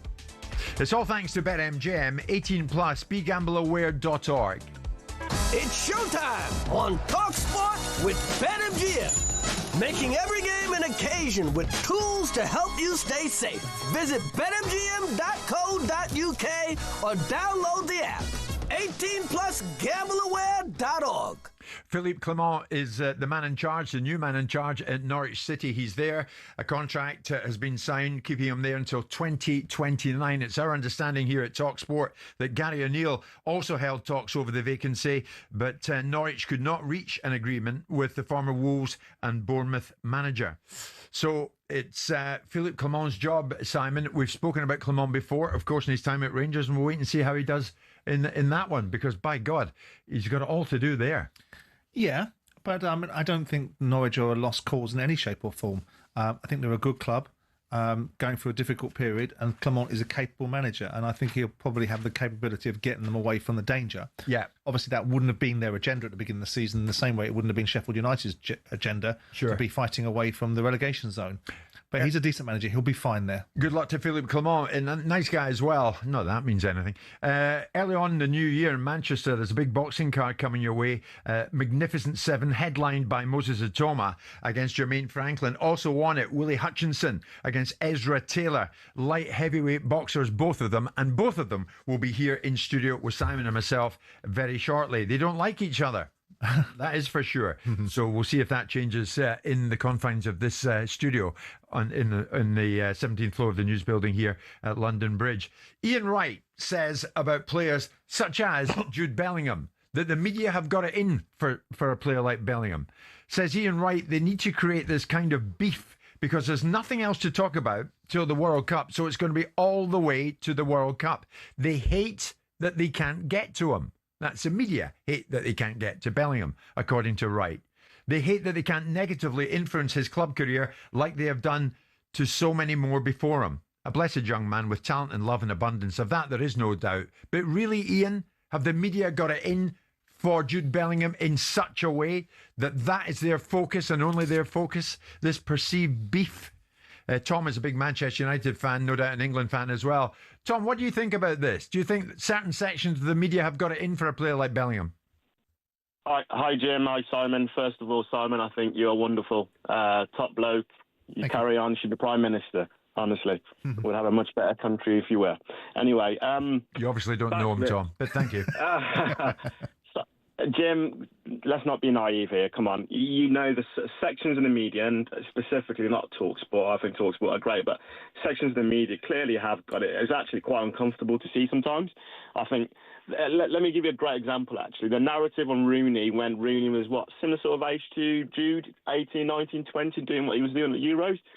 They loved his passion. They called it passion. They called it, in terms of, what Gaza had back in the day and so on and so forth, and was celebrated in terms of what Rooney did, right? But when Jude does it, it's petulance, it's childish. So you can't have both in terms of, is it either passion or is it petulance? And I think it's spun differently for different type of players. Now, obviously, eventually Rooney went to lose his sort of love that the media had for him, but naturally it is. And sometimes it's covert. I think it's covert sort of dislike to some of the players. They're successful. I think the other caller said it. Look, I'm the white male, and sometimes I see it. I see the sort of covert sort of attack on some of the black players that England has, and it's uncomfortable for us to sort of watch. I saw a media write-up the other day on Rashford only playing well because he wants to go to the World Cup. Well, what about Grealish, Foden, and the other players? They're not playing well because of the World Cup. I think we just need to be clear on the players playing well because he's out of an uncomfortable sort of environment. Here's your future Prime Minister. See, I don't know if I agree with that. We must not allow ethnicity to mean that people can't be criticised. We have to hold people by the same standards. I think Grealish has received lots of criticism over the period of years. We can name lots and lots of players that have played for England that have received. Like how, Simon? Like how? Well, Grealish. They've been after Grealish forever. Grealish is a playboy. Grealish is, is a show pony. They haven't really found himself. I've had a go at Marcus Rashford. I had a right go at him because I think he cheated for the last 2 years, the Man United fans, and I think he has been truculent and difficult. I think he has been belligerent, and I think he's gone to Barcelona and he's doing precisely what you described, but not for the reasons that you described it. I could have bet you every penny that I had that Marcus Rashford would have a good season at Barcelona precisely for the reasons that you're suggesting is about some sort of ethnicity bias. I think he went to Barcelona, was going to do well over there because he wanted to play in the World Cup in the same way that he lifted a leg to go to the last World Cup in Qatar when he hadn't lifted a leg the previous season before. I think it's got nothing to do with Marcus Rashford being black. It's got everything to do with Marcus Rashford's character. No, again, on point on that, and I think it's a real good debate. I think that the media haven't gone after Foden the way they've gone after Bellingham, Rashford. But where's Foden been for England for the last 5 tournaments? Let's be clear, he hasn't. He performs for City. In the last 2 years, he's had an off-season. But yet, the media have stayed quiet about Foden. And ultimately, of course, he's going to lift the leg, same as Rashford, in terms of going to the World Cup. Foden, he's having a good season, and it's celebrated, and it goes back to his pass the other day. But it might be character. I think it's a very dangerous. It's a very uncomfortable. When people say it's because you're a white man, it's got nothing to do with my ethnicity. No, I'm white. I think it's a very. But also, with respect to you, Tom, some of the biggest virtue signalers and offended of other people are people that actually aren't in that ethnicity. Look, the bottom line is that I think it's a certain character of player. My point with Jude is that I watched him last year in the Euros, and I watched the outlook. And I don't deny, I absolutely agree with the principle that the media, sections of the media, I'm guilty of saying it sometimes as well, the media, it's not all the media, sections of the media can be very divisive and designed to take people down. But I don't think at the centre of this is the fact that Jude is of mixed heritage. I think Jude was a little bit belligerent and a little bit entitled last summer. And it got up my nose a little bit because I thought to myself, hang on a second, you players, all of you, You're not beyond criticism. Harry Kane got slaughtered by me for his idiot brother representing him 2 or 3 years ago when he went out to do an interview with Gary Neville to try and engineer a move away from Tottenham Hotspur. Harry Kane got slaughtered by me last year for being no good in that England Simon, side. But you are fair and balanced, Simon, and I said this from the start. talkSPORT, I believe you've got one of the best shows on the planet because you are fair, you are balanced, and it's not you. Often the sections in the media, you are covert. We saw it with Sterling. That guy said Sterling went after his car for being dirty. I mean, come on. Whose car's ever come up in the media and the press for being dirty? But yet Sterling got absolutely slaughtered for his car. Let's be clear, not his footballing ability, his car. Front page of the Sun that went after him, right? And it's covert sometimes with Bellingham, and it's covert, and we see it time and time again. The players that tend to get the most heat in the England team are of colour, and it's clear, and it's clear for everyone to see, I think. And naturally, I'm not standing here being an apologist or be raising my hand. Look, ultimately, we call things for how they are, and sometimes, like you said, they are lazy. The English media, not all of them, they are lazy, but also there is covert racism there sometimes. And I think with Jude, how can you celebrate Rooney? But that's a very bold claim, you see, because but how can you celebrate Rooney in the same age, same time? But they didn't. But hold on. I remember Rooney coming off in the Euros in 2006 or 2004, shouting at the camera and getting slaughtered by the British press. Yeah. Listen, Tom, good call all the same, and thanks for the time you've spent with us. I'll let Chris, who's a Liverpool, no doubt England fan, finish it off for me. Chris, the media apparently hate that they can't get to Bellingham. Honestly? I reckon it rattled him, personally. Wait, what is your take on this, though? Do you honestly think that certain sections of the media decide to isolate a player and think, right, he's next, he's going to get it? Do you honestly believe that? No, I don't. Not for a single second. I mean, you've had a few callers up on this subject, and they're saying, we only go out, the media only go after players of colour and this, that and the third. That's complete and utter rubbish. You look at Wayne Rooney, you look at David Beckham, like you've said already, Paul Gascoigne,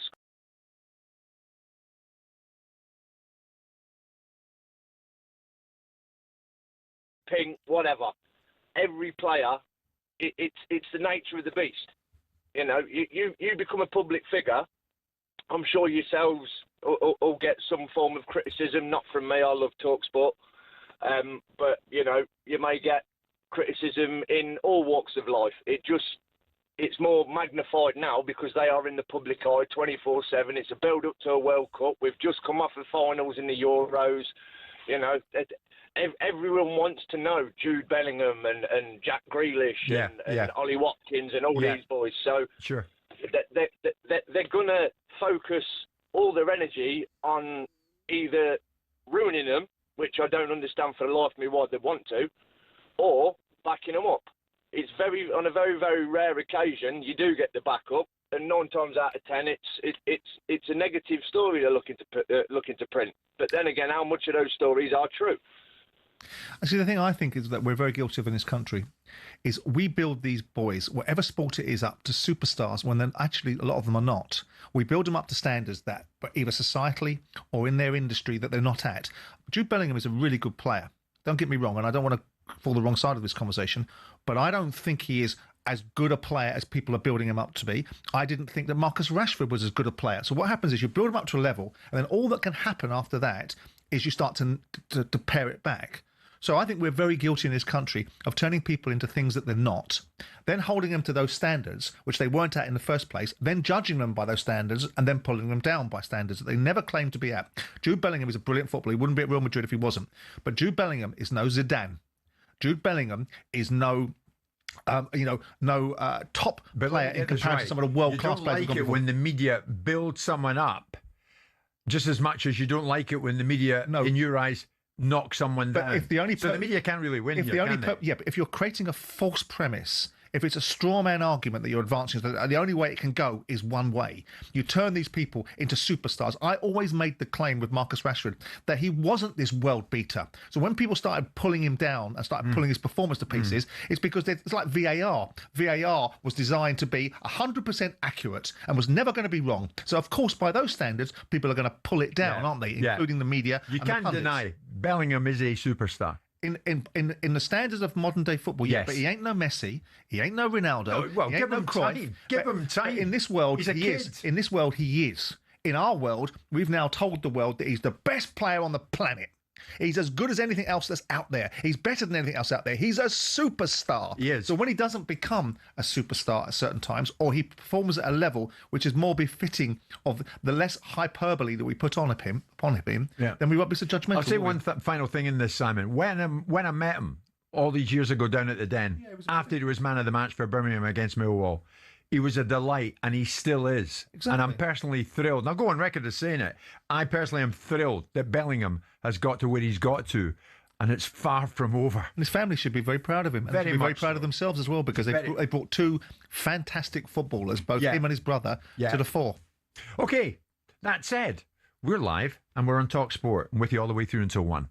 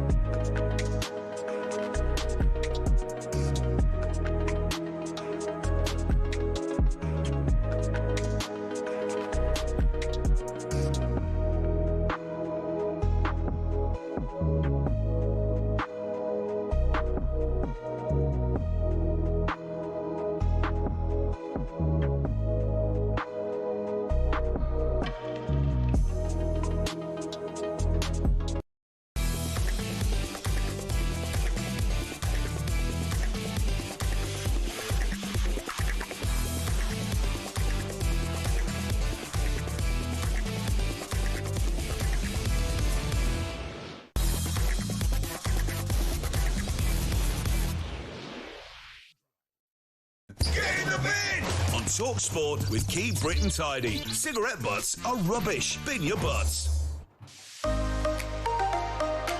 Yeah, it's time for a feature with Keep Britain Tidy.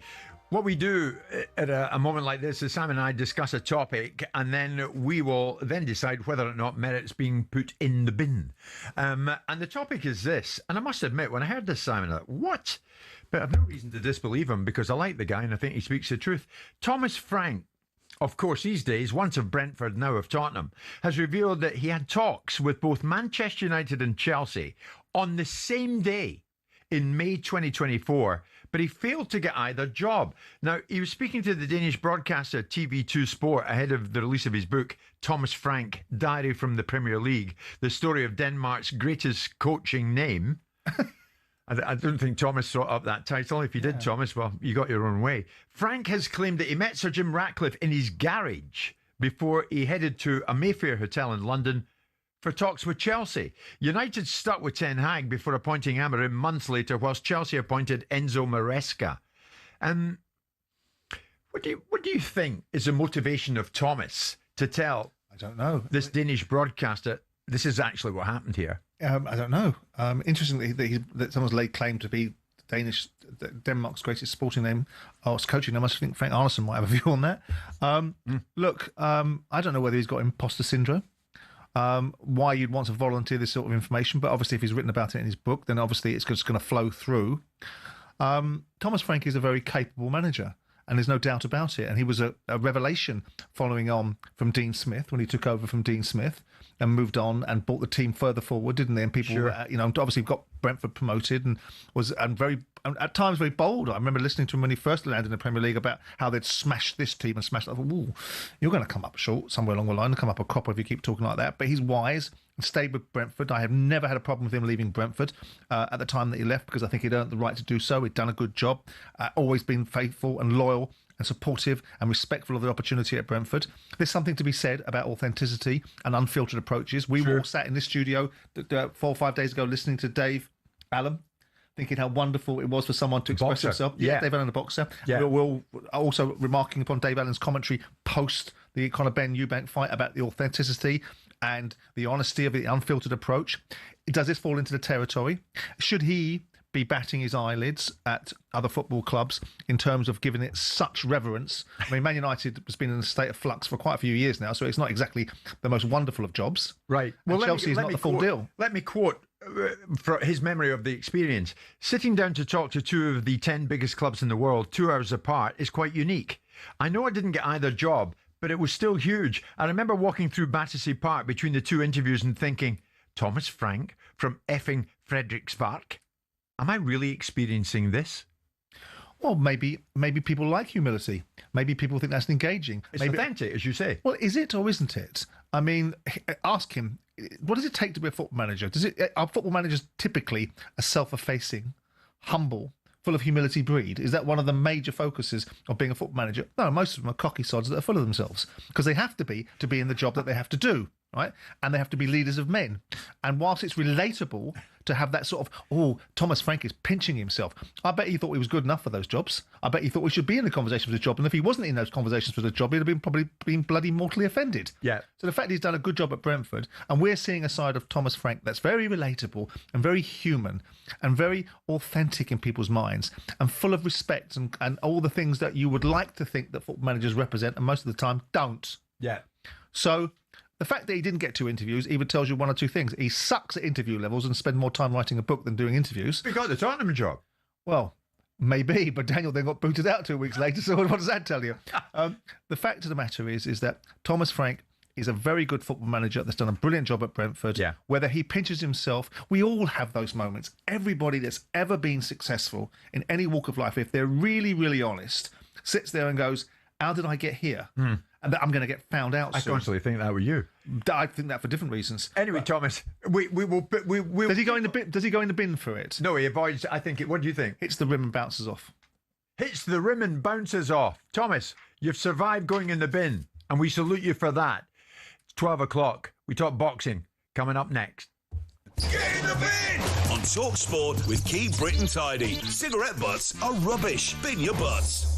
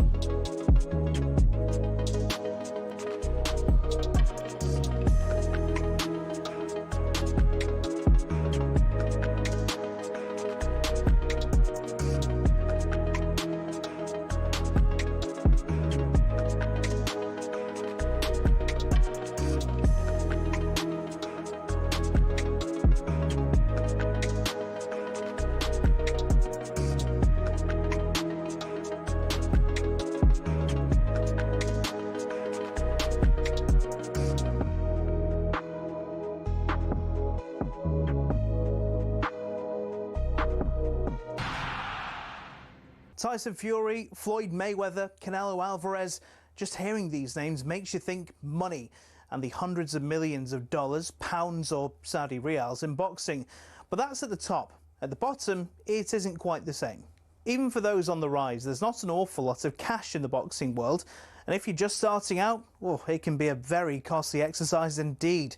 But don't take my word for it. Here's the former European champion talkSPORT's Spencer Oliver. You're turning professional and you're boxing, let's say, York Hall on a non-televised fight. You have to sell tickets to earn any money, but you have to cover the wages of your opponent as well. So if you don't have the ability to be able to sell enough tickets, you effectively have to pay to fight. A far cry then from Jake Paul facing Mike Tyson in 2024, when the purse was reported to be around £48 million. But the vast amounts of cash lining the top dog's pockets isn't the norm in a typical fight. Let's say you're lucky and you get between 5 and 10 grand. You're going to get 10 grand max for that. 10% goes to the trainer, 25% goes to the manager.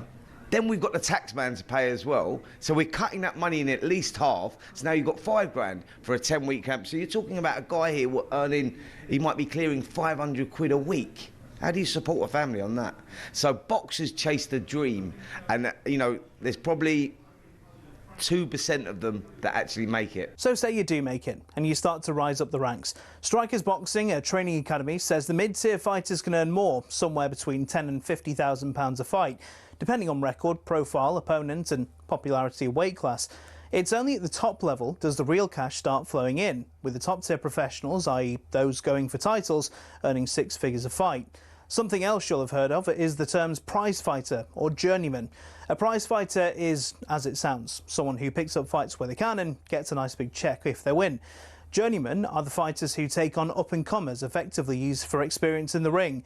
Even if they're going up against a real prospect, a young Anthony Joshua, for example, these guys will be lucky to earn more than 10 grand. So the average boxer isn't as rich as you'd think.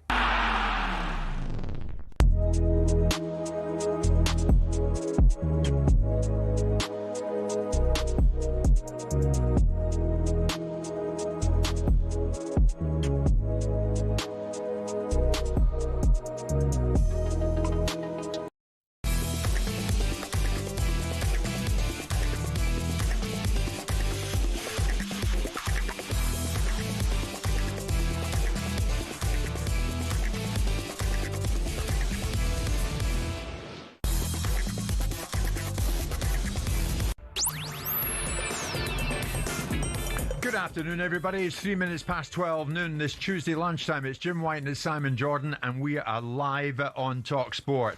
A lot to get in this final hour. We spoke earlier on about the validity, the sense behind Jake Paul versus Anthony Joshua over in Florida next month. It's all down to money, and massive money. But a lot of boxers are fighting for pride because they believe in what they are doing, and these two are absolutely in that category. Now, on January the 24th in Manchester, there's a huge boxing card coming your way. The Magnificent Seven. It's headlined by Moses Itoma and Jermaine Franklin. But on the undercard to that event, we have a light heavyweight bout between Willie Hutchinson and Ezra Taylor. And both of these fighters are live in studio with Simon and myself this lunchtime.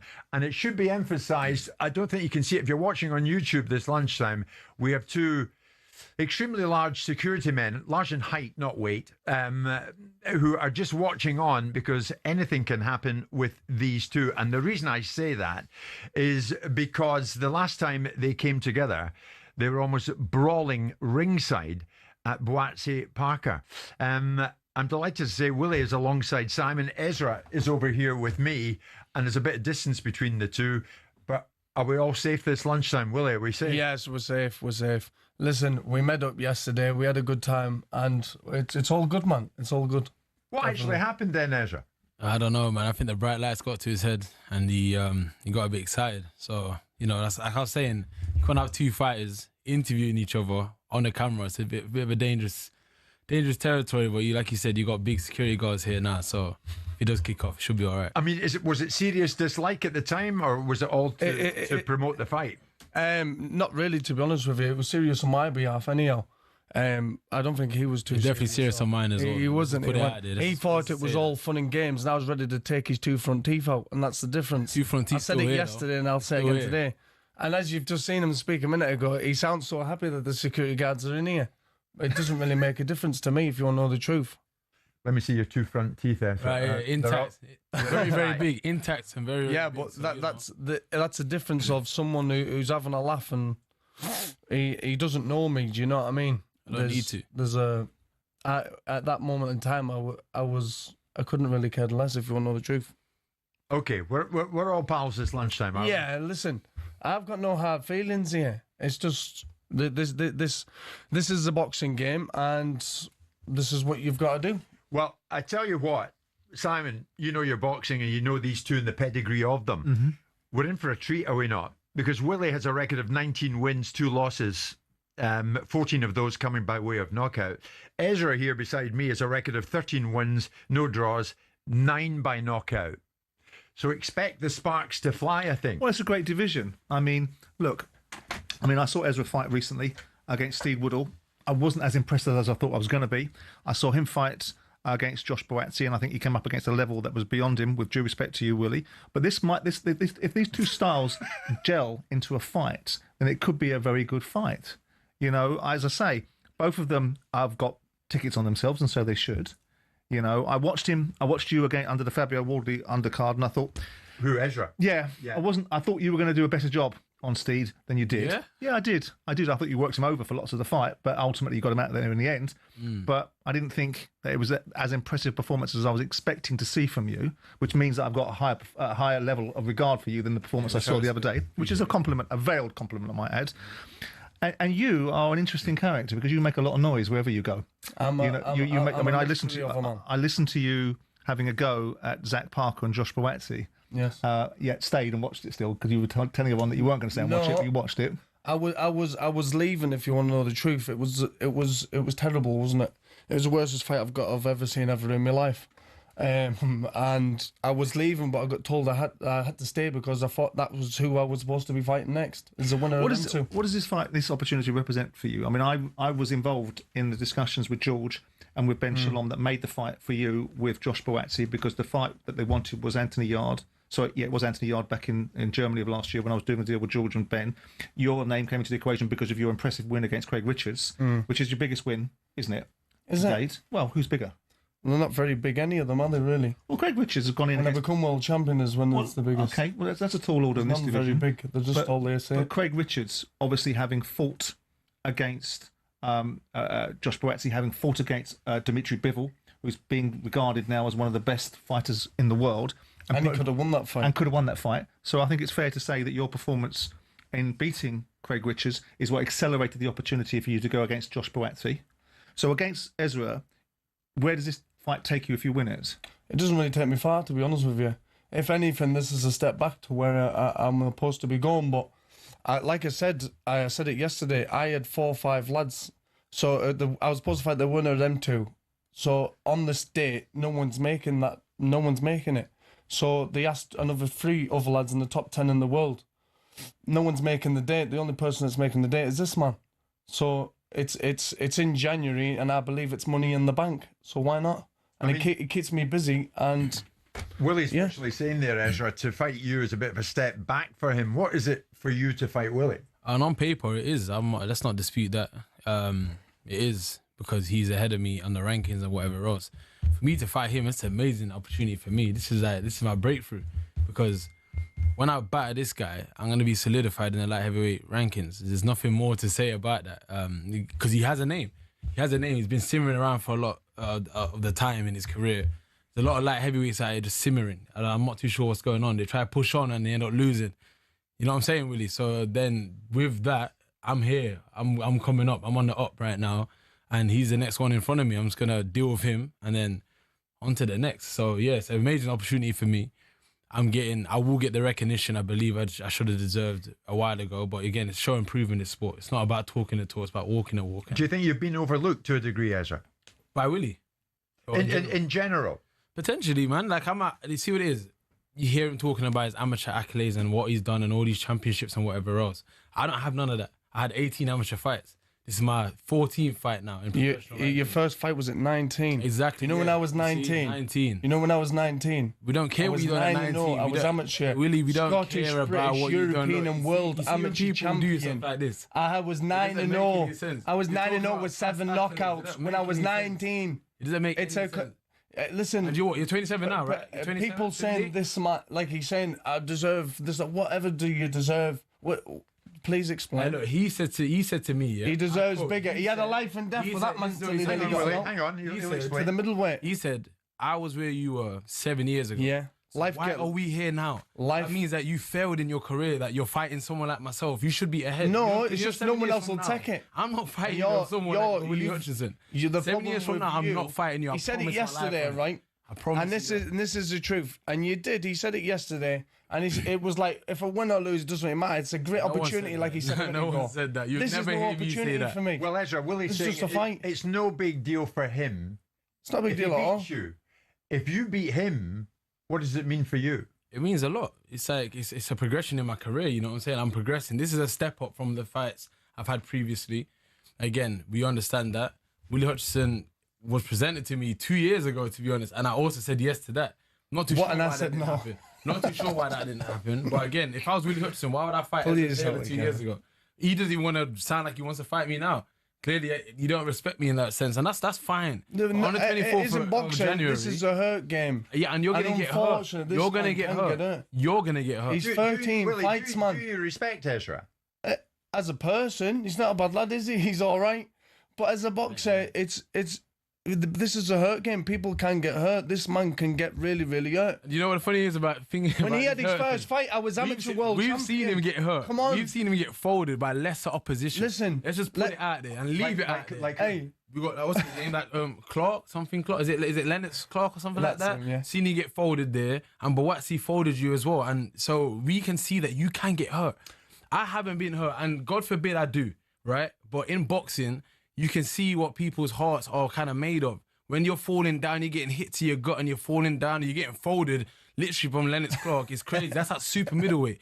You're coming against a light heavyweight who's come into the game at 19 as a light heavyweight. I haven't changed. Is he right? I'm still that. I haven't got a point.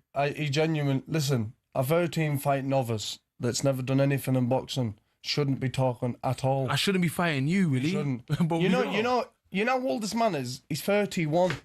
You can't get a better with a 13-fight novice at 31 years old. It's impossible. It's glad you're not a coach, innit? It's a good job you're not a coach. You know how old I am? I'm 2 months 27. Baby. The world is my oyster. Baby, you got baby fat as well. You see this man is, like I said to you, it's just a fight. January, it's a fight. To be fair to Ezra, I'm Willie, pushing on. Ezra's done well, hasn't he? To that point, has he? Should he really be on your? Should he really be on your radar? He's in with you. He's in with me because there's no one else. Tell me another. No one will take it. There's a lot about you. In January. You're on merit, Ezra. Yeah, do you get what I mean? I'm here on hard work and dedication, not because of my accolades and I'm a Scottish champion. None of that stuff. I'm here because I work hard. But where I don't have any limits. We're right here. What are we talking about? Yeah, but this. You need some of my glasses. This to me is we're right here in the office.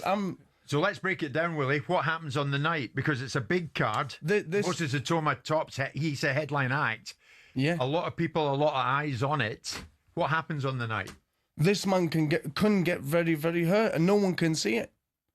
I'm telling you the truth. They ain't gonna see no one it can see it. It's not. No one's taking this in. This man's a 13-fight novice. Does it go the distance? Of course it doesn't. This man will get really hurt. He's a big. Only thing for you is you look the part. I've seen them come and I've seen them go. I have all of my life. He has no pedigree at all. What do you bring in the night? We'll take a break. We'll keep the boys here. God help us. During the break, if we survive that, out of the break, we'll carry on a bit. But what do you bring in the night, Ezra? I bring what light heavyweights are meant to do. I bring what the British light heavyweights should be looking like right now. And that's just flames, man. You know what I'm saying? Excitement and progression. People are not getting better. Light heavyweights and boxers in general, they're not improving. We're just sitting here accepting how good performance and bad performances are. People are not getting better. Willie Hutchinson hasn't been getting better. He's been around here for too long. I'm getting better each and every fight. And you're going to see... You're young and hungry at 31. Please, all together. Usyk's 40, was he 40 or something, right? Stay with us. BM's 40, right? We've made the dangerous decision to go into commercial break, and hopefully Simon and I will be here when we come out of it. It's Jim White, Simon Jordan, Willie Hutchinson and Ezra Taylor. All friends together, live in talkSPORT.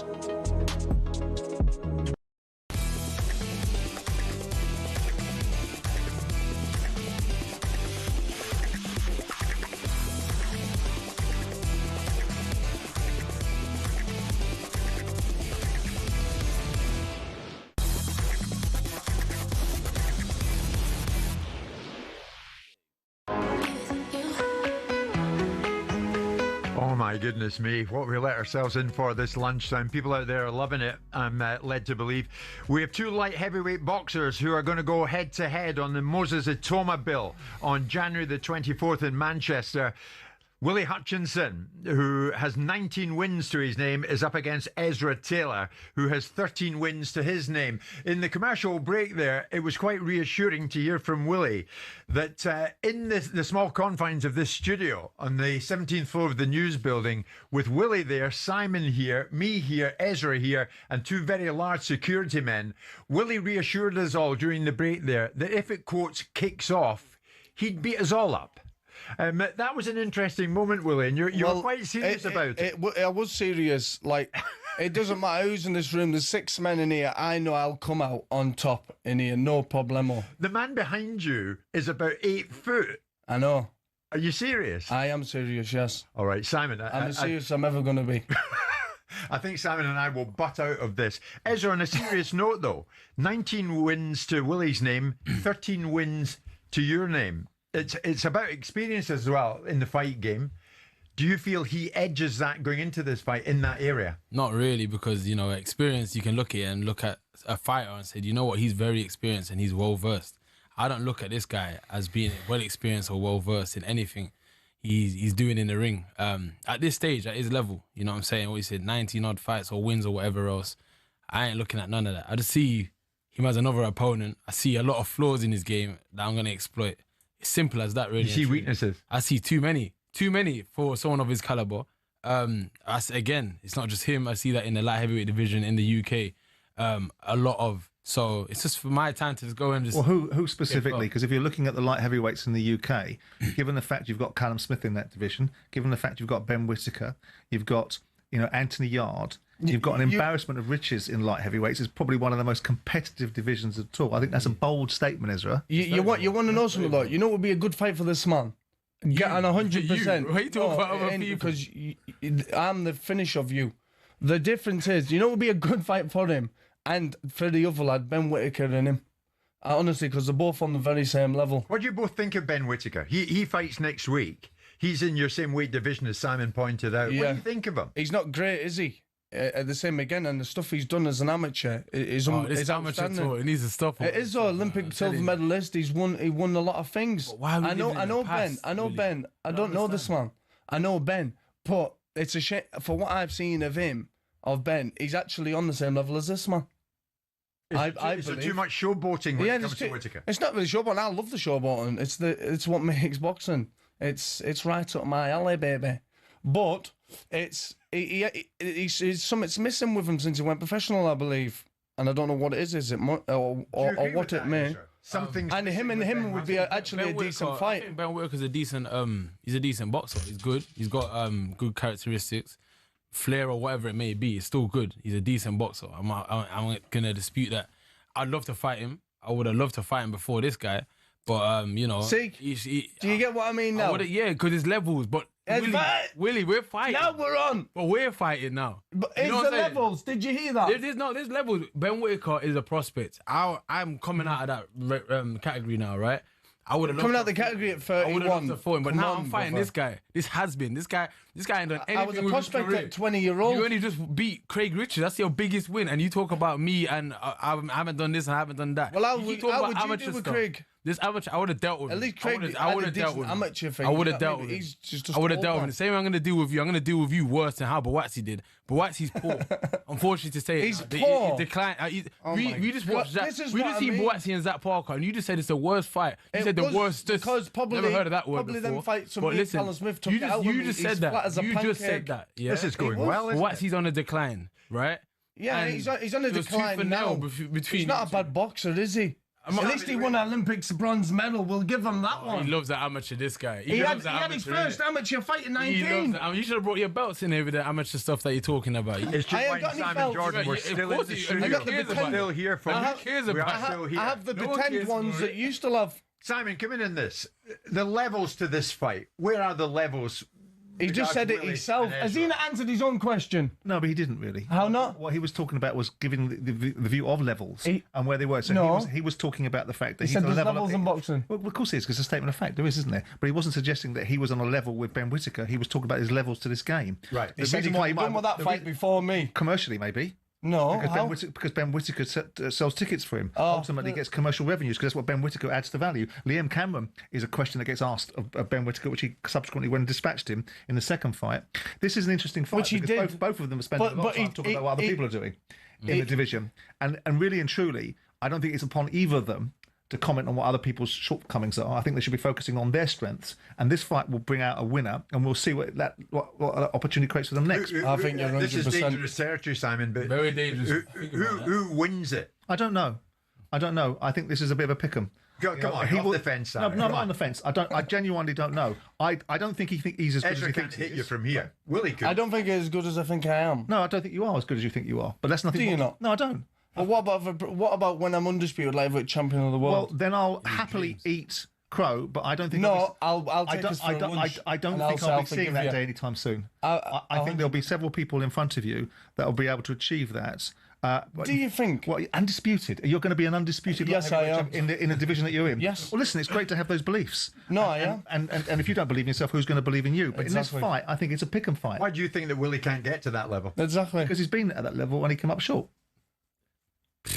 What level? Right He's right. Well, let's call it spade a spade. Willie, you haven't been there yet, so you can't talk. Yeah, but wait a second. Let's call it spade a spade. Time's on my side. I'm doing my thing. I'm progressing. Time's on his side. You've seen him What have you got to say to him? Come on. You've lost twice against lesser opponents.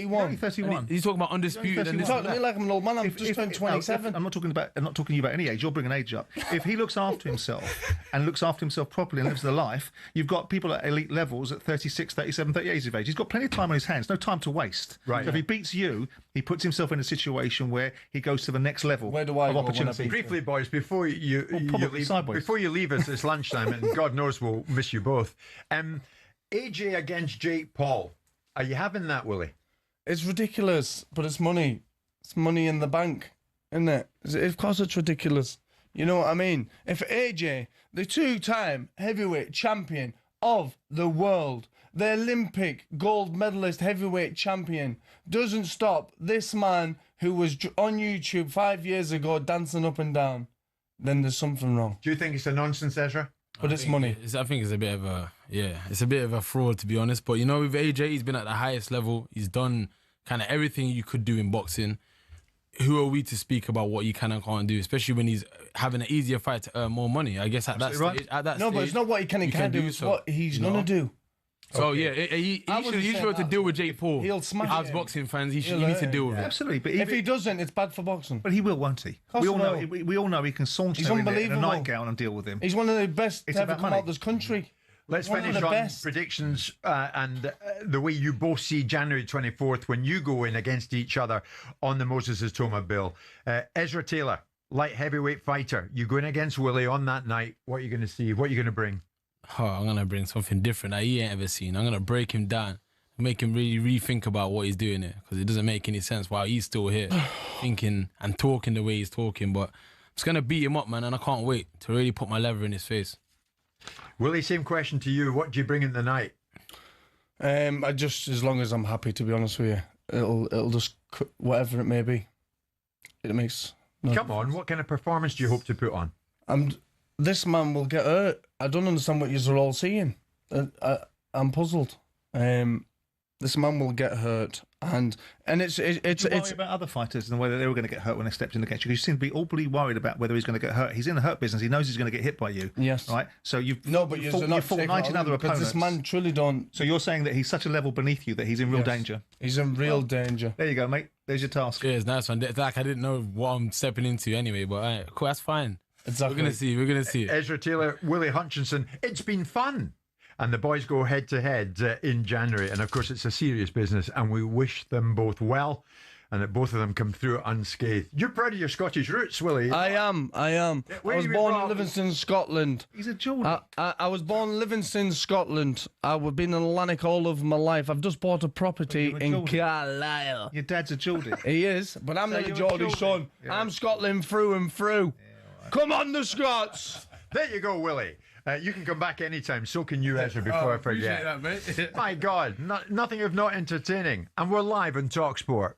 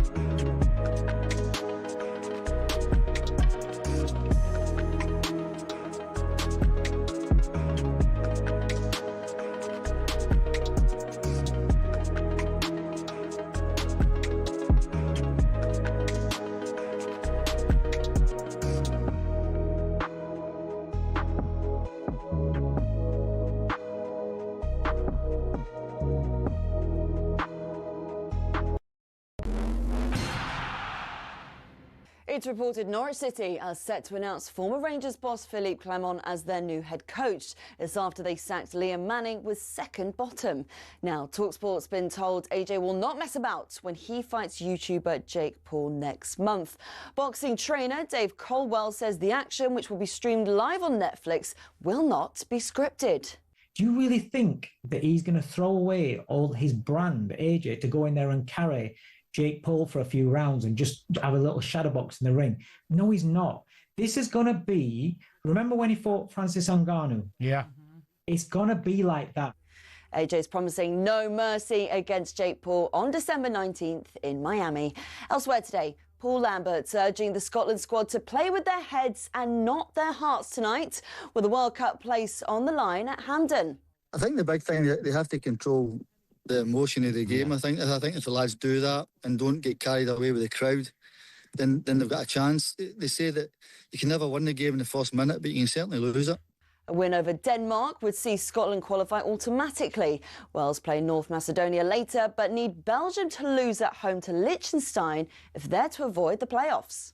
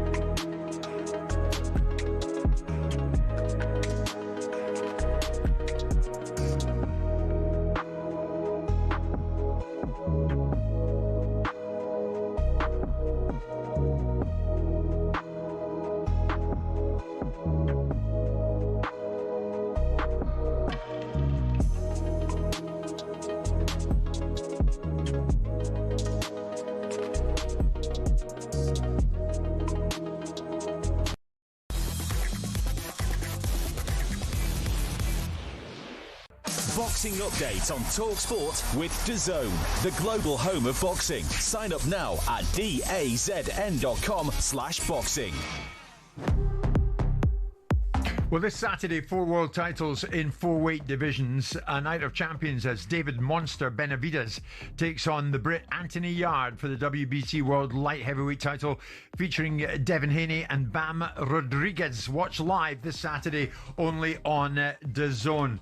These were two good boxing characters we've just had here in the studio, Simon. A lot of tongue-in-cheek from Willie Hutchinson there. Be a good fight. Yeah. Be a good fight. Yeah, we shall see what happens on the night. We'll see what happens with this.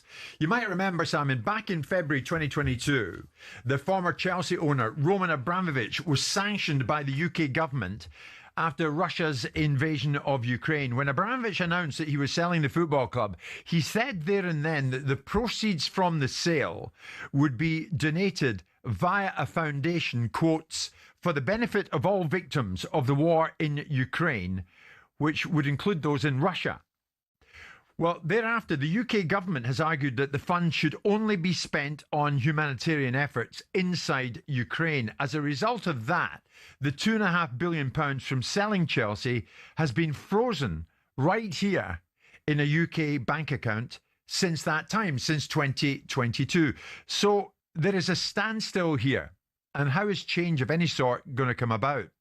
The journalist Nick Puraval, who tells this story of what has gone on from inside the Abramovich camp, joined me earlier on, just before we came on air.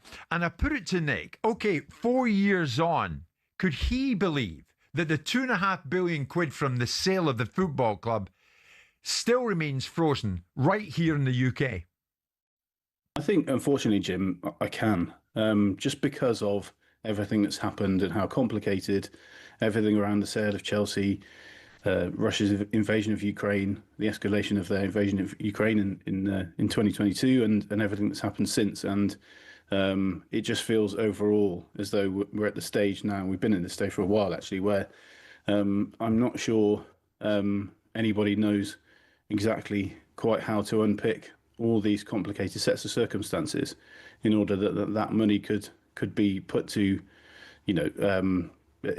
incredible use, really. What is the sticking point here, Nick? Yeah, there's a number of things, and I think the issue that was always there in the first place was that when the Chelsea sale was ratified, because Roman Abramovich was sanctioned by the UK government, when Chelsea was sold, that every stage of the business process, the government had to issue a licence for anything substantive to happen, and that included a specific licence for the sale of Chelsea to go through to Todd Boehly and his partners and Badad Eghbali. And in that document, there were articles of, there were articles of talking about the new foundation that wanted to be set up, and that was for all the proceeds of the sale of Chelsea to go to set up a foundation and to aid all victims of the conflict. And that's what the document said originally, because that's what Roman Abramovich and his people wanted.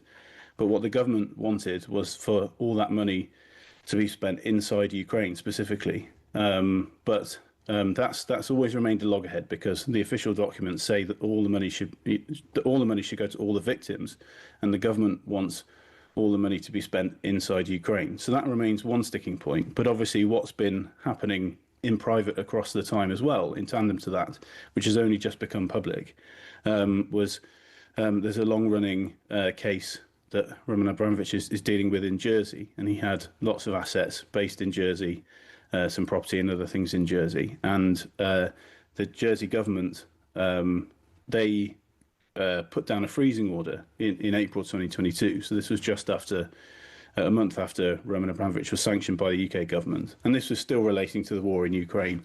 And what they were saying was they were alleging and questioning the original source of Roman Abramovich's wealth, which obviously he would strongly deny there being any issue with. And that case has been running ever since. It's only in the last week or so become public because privacy orders have been lifted, and that's still on running. And actually, Roman Abramovich has launched a case of conspiracy, a claim of conspiracy, allegations of conspiracy against the Jersey government, and courts have allowed that to be progressed. So that will run and run. And I think people on all sides connected to this have now accepted that this is something that's another sticking point. So it's another obstacle in the way of the money. So I think across the whole course of this process, people have hoped that things would just bit by bit, inch by inch, become easier, and people were hoping that if people just dealt with one thing at a time and tried to put politics and other things aside for the good of the money, then perhaps they could find a solution. But actually, I think in recent weeks and light of the issue in Jersey, I think things have become even more entrenched. So from what you tell me this morning, Nick, it seems more likely that this money is going to remain frozen in this UK bank account ad infinitum. We may never come to a stage that this money will be freed up to go where Abramovich wished it to go. I think that there is a genuine concern that will be the case. But I do also think that all parties still want the money to be freed up and to be used. There will all, if actually we got back to the stage of people talking about the specific uses of the money, then that obviously, as I said before, that's a different argument in itself.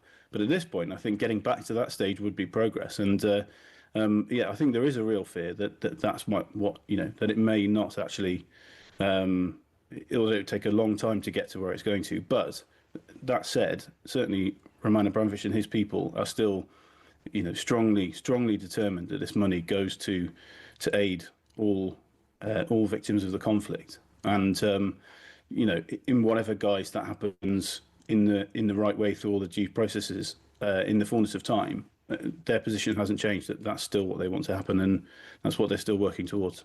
Nick, finally, I mean, you're one of the few people who to my mind, has worked inside the Abramovich camp, if you like, and you know how he thinks, you know how they think. Is this still high on the list of Roman Abramovich's priorities to see the victims of the war in Ukraine benefit from this £2.5 billion?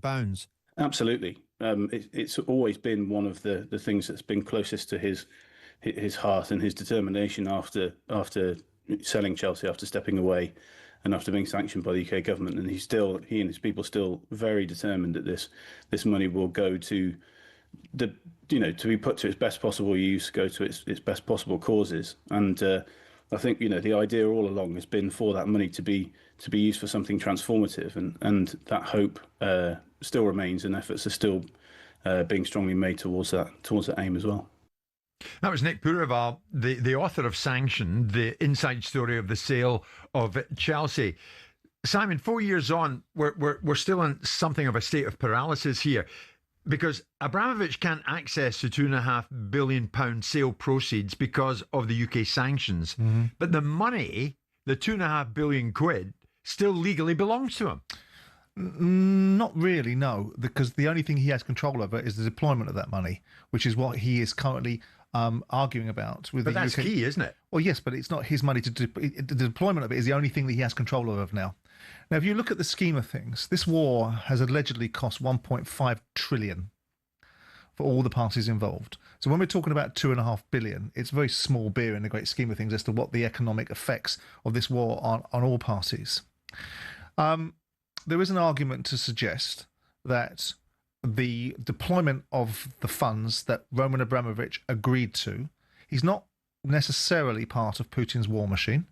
His source of funds originally, we all know, were the privatization of the utility businesses in Russia that Boris Yeltsin allowed him and other oligarchs to take the benefit of, and we can all work out whether they became robber barons or not. Yeah. As a result of that, cash for shares. Yeah. Well, the opportunities that they were given by the denationalization of the utility business in Russia, and the opportunities it created for them was to create the oligarch status and what they got for it in return. And people like me have alluded to over the years that to some extent, Roman Abramovich took out a very expensive life insurance policy by buying Chelsea. I don't think that's true, actually. I think there's a different perspective in terms of what he did and didn't represent to Russia by taking this decision of buying a public domain business in the UK. There is a part of me that suggests that Roman Abramovich deploying it for all the victims of this conflict is the concession that he made to make it easy and a swifter transaction for everybody to be able to achieve, albeit the writing was on the wall, we all knew what was going to happen. It's difficult to see what part of the Russian side of the argument is going to need to have funds submitted to it besides the war machine, which clearly no one's going to allow. Obviously, Russian buildings and Russian infrastructure isn't being particularly bombed, is it? No, it's not being harmed. And so the Ukrainian infrastructure is where, and Ukrainian lives are the ones that are being lost on the ground alongside Russian lives. Yeah. So it's difficult to see what Roman is making a point of about how it's deployed to all humanitarian causes around the Ukraine war. Perhaps he can be specific.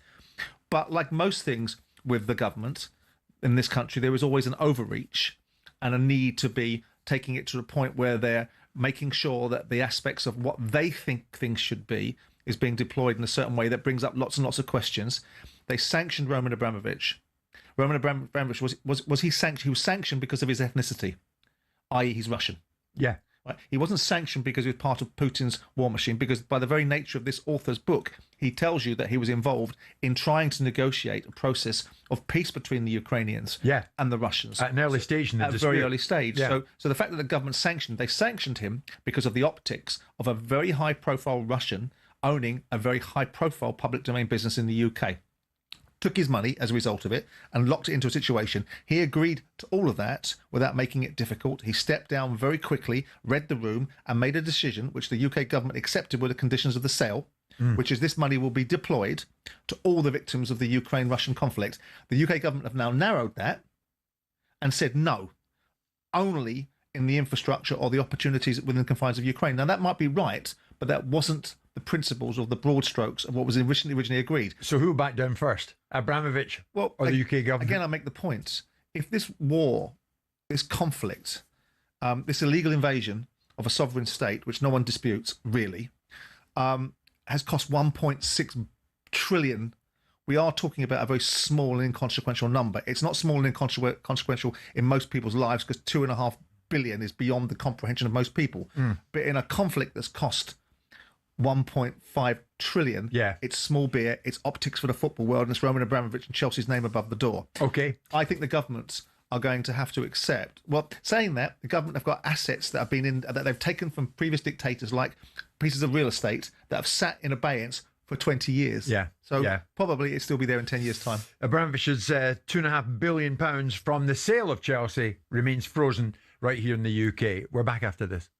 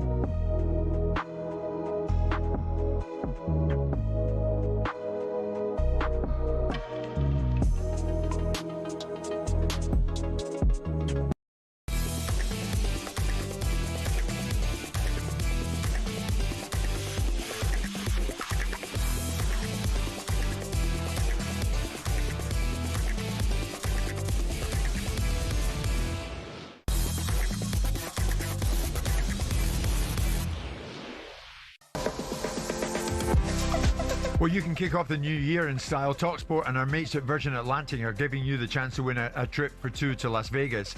You'll kick things off in style, exclusive access to the Virgin Atlantic Clubhouse at Heathrow, then fly upper class comfort with lie flat beds and premium service all the way to Vegas. Once you touch down, you will check into the Spa Villa for 4 nights. The Vegas Raiders take on Kansas. You'll be there, and we'll throw in $5,000 as well in cash. So clear your calendar. The dates, January 2nd to January 7th, 2026, and this could be the greatest start you've ever had to any new year. 21 plus, UK excluding Northern Ireland. For a chance to win, text WIN to 83338. Text at £2 plus standard network rate. Bill payer's permission required. Or call 03434239761. Calls are charged at standard rate. All entries must be received by the 28th of November at 4 p.m. This is a network promotion. Run across talkSPORT, Virgin Radio UK and Talk. Full terms and conditions at talksport.com. As we head towards 1 o'clock, it's time for this. The Real Deal on talkSPORT with Selco Builders Warehouse. For the latest special offers, pick up this month's Real Deals in branch or view online at selcobw.com. Simon, we're going to select a couple of people that we will nominate as the Real Deal this Tuesday lunchtime, the Real Deal with Selco. And I wonder if the first gentleman involved, I would think, should be considered as a real deal. Antoine Semenyo, still of Bournemouth, but for how much longer? I don't know if you remember, Simon, last year in conversation with Alex Crook, the Bournemouth owner Bill Foley, all the way from the US, said, Bournemouth, we can compete financially with anyone. We never want to stand in the way of a player in the event they have an opportunity they feel is a better opportunity. But we're trying to make sure that in terms of Bournemouth and what we're doing there, that we have a team and an environment that attracts good young players. And it's a situation those players want to stay. They don't want to move on. Because we can compete salary-wise with just about anybody. Simon, I wonder if Antoine Semenyo fits into that category. He signed a new contract in July. It runs until June 2030. But the new deal, Bournemouth agreed that it would contain a release clause understood to be set at £65 million this winter. It seems someone, one of the big boys, no disrespect to Bournemouth, will put money in that territory down and Semenyo will be out of there. Yeah, which is the tragedy for Bournemouth, and it's been the tragedy for lots of other clubs in the past that are trying to build things. Bill Foley's done lots of wonderful things at Bournemouth, and there's been a revelation in lots of things that he's done and taken them forward. But the statement that they can compete with anybody on wages is just silly, because they can't match the turnover of the other football clubs. They're not going to get there anytime soon unless there's a change in PSR. It's not possible for them to match the wage opportunities of Man City and Liverpool and Chelsea that are on 500, 600, 700 million pound turnovers, with Bournemouth probably on sub 200. So he can't. The fact he can create an environment where people want to play and develop their careers, but unfortunately these players will end up going to bigger football clubs than Bournemouth, and they'll constantly be what they are now, which is a club that brings forward great talent, that brings forward players that are now being sold to the bigger football clubs in the world, including Madrid and Liverpool. Yeah. Albeit the boy Xerxes at Liverpool isn't having the best of times. At Manchester United. But is it not Xerxes, the fullback at Liverpool that was bought from Bournemouth? Forget his name now. Oh, Kirkus, yeah. But is it prudent to agree to a release clause when you can see what can happen further down the line? It's the only option that you have in asking a player for a new contract. Yeah. If you want to get a player on a new contract and their agent turns around and says, well, we're quite happy to let the contract run down, it'll be free in 18 months' time, right, then you might find yourself in a situation where it's a lesser of two evils. Sure. So the object of the aim, unlike the Haaland situation, which was orchestrated only for the benefit of Haaland, only for the benefit of the agent, and only for the benefit of Haaland's father, was that £55 million release clause ever of any valuable to anybody. That was a £150 million footballer. Sure. If £150 million is a real proposition in this day and age, which it is, so that release clause was solely for the benefit of them. Semenyo is a top quality player. Some people say to me, I was talking to a couple of players, influential voices that I would listen to, I think he goes missing at times, but I think he's a really good player. I really like him. Okay, another contender in the time we have left would have to be our own Martin O'Neill. Is he the real deal? You bet he is, because he's still in there on an interim basis at Celtic. Celtic told us in the last few hours, Celtic continue with the process to appoint our next permanent manager. We can confirm that Martin O'Neill and Sean Maloney will continue to manage first-team matters on an interim basis until this process is complete. So Martin is with them on an interim basis until he's not. Yeah, that's always been the case. That's what he signed up for, I mean, I'm sure Celtic wouldn't have put that statement out if they weren't continue being asked. And they're quite happy to probably sit there in abeyance, let Martin O'Neill go through the process of keeping the in order, then put the statement out saying, here's our new manager. But they're not allowed to do that. They're probably constantly being asked at every press conference what's happening. So they put a statement out saying, nothing until we tell you. It stays the same until we tell you. Martin, as soon as you're free up to come back and join us here in studio, then we wait with anticipation. That was our pick for this week's Real Deal with Selco Builders Warehouse. For the latest offers, pick up this month's Real Deals in branch or view online at selcobw.com. Simon, wonderful. Loved our chat with the two boxers. Yes, really enjoyed it. Knockabout, wasn't it? It was knockabout. It nearly had you being knocked about. We'll be back tomorrow at 10. In the meantime, coming up this Tuesday lunchtime to 1 o'clock. The Real Deal on talkSPORT with Selco Builders Warehouse. Check out this month's Real Deals at selcobw.com.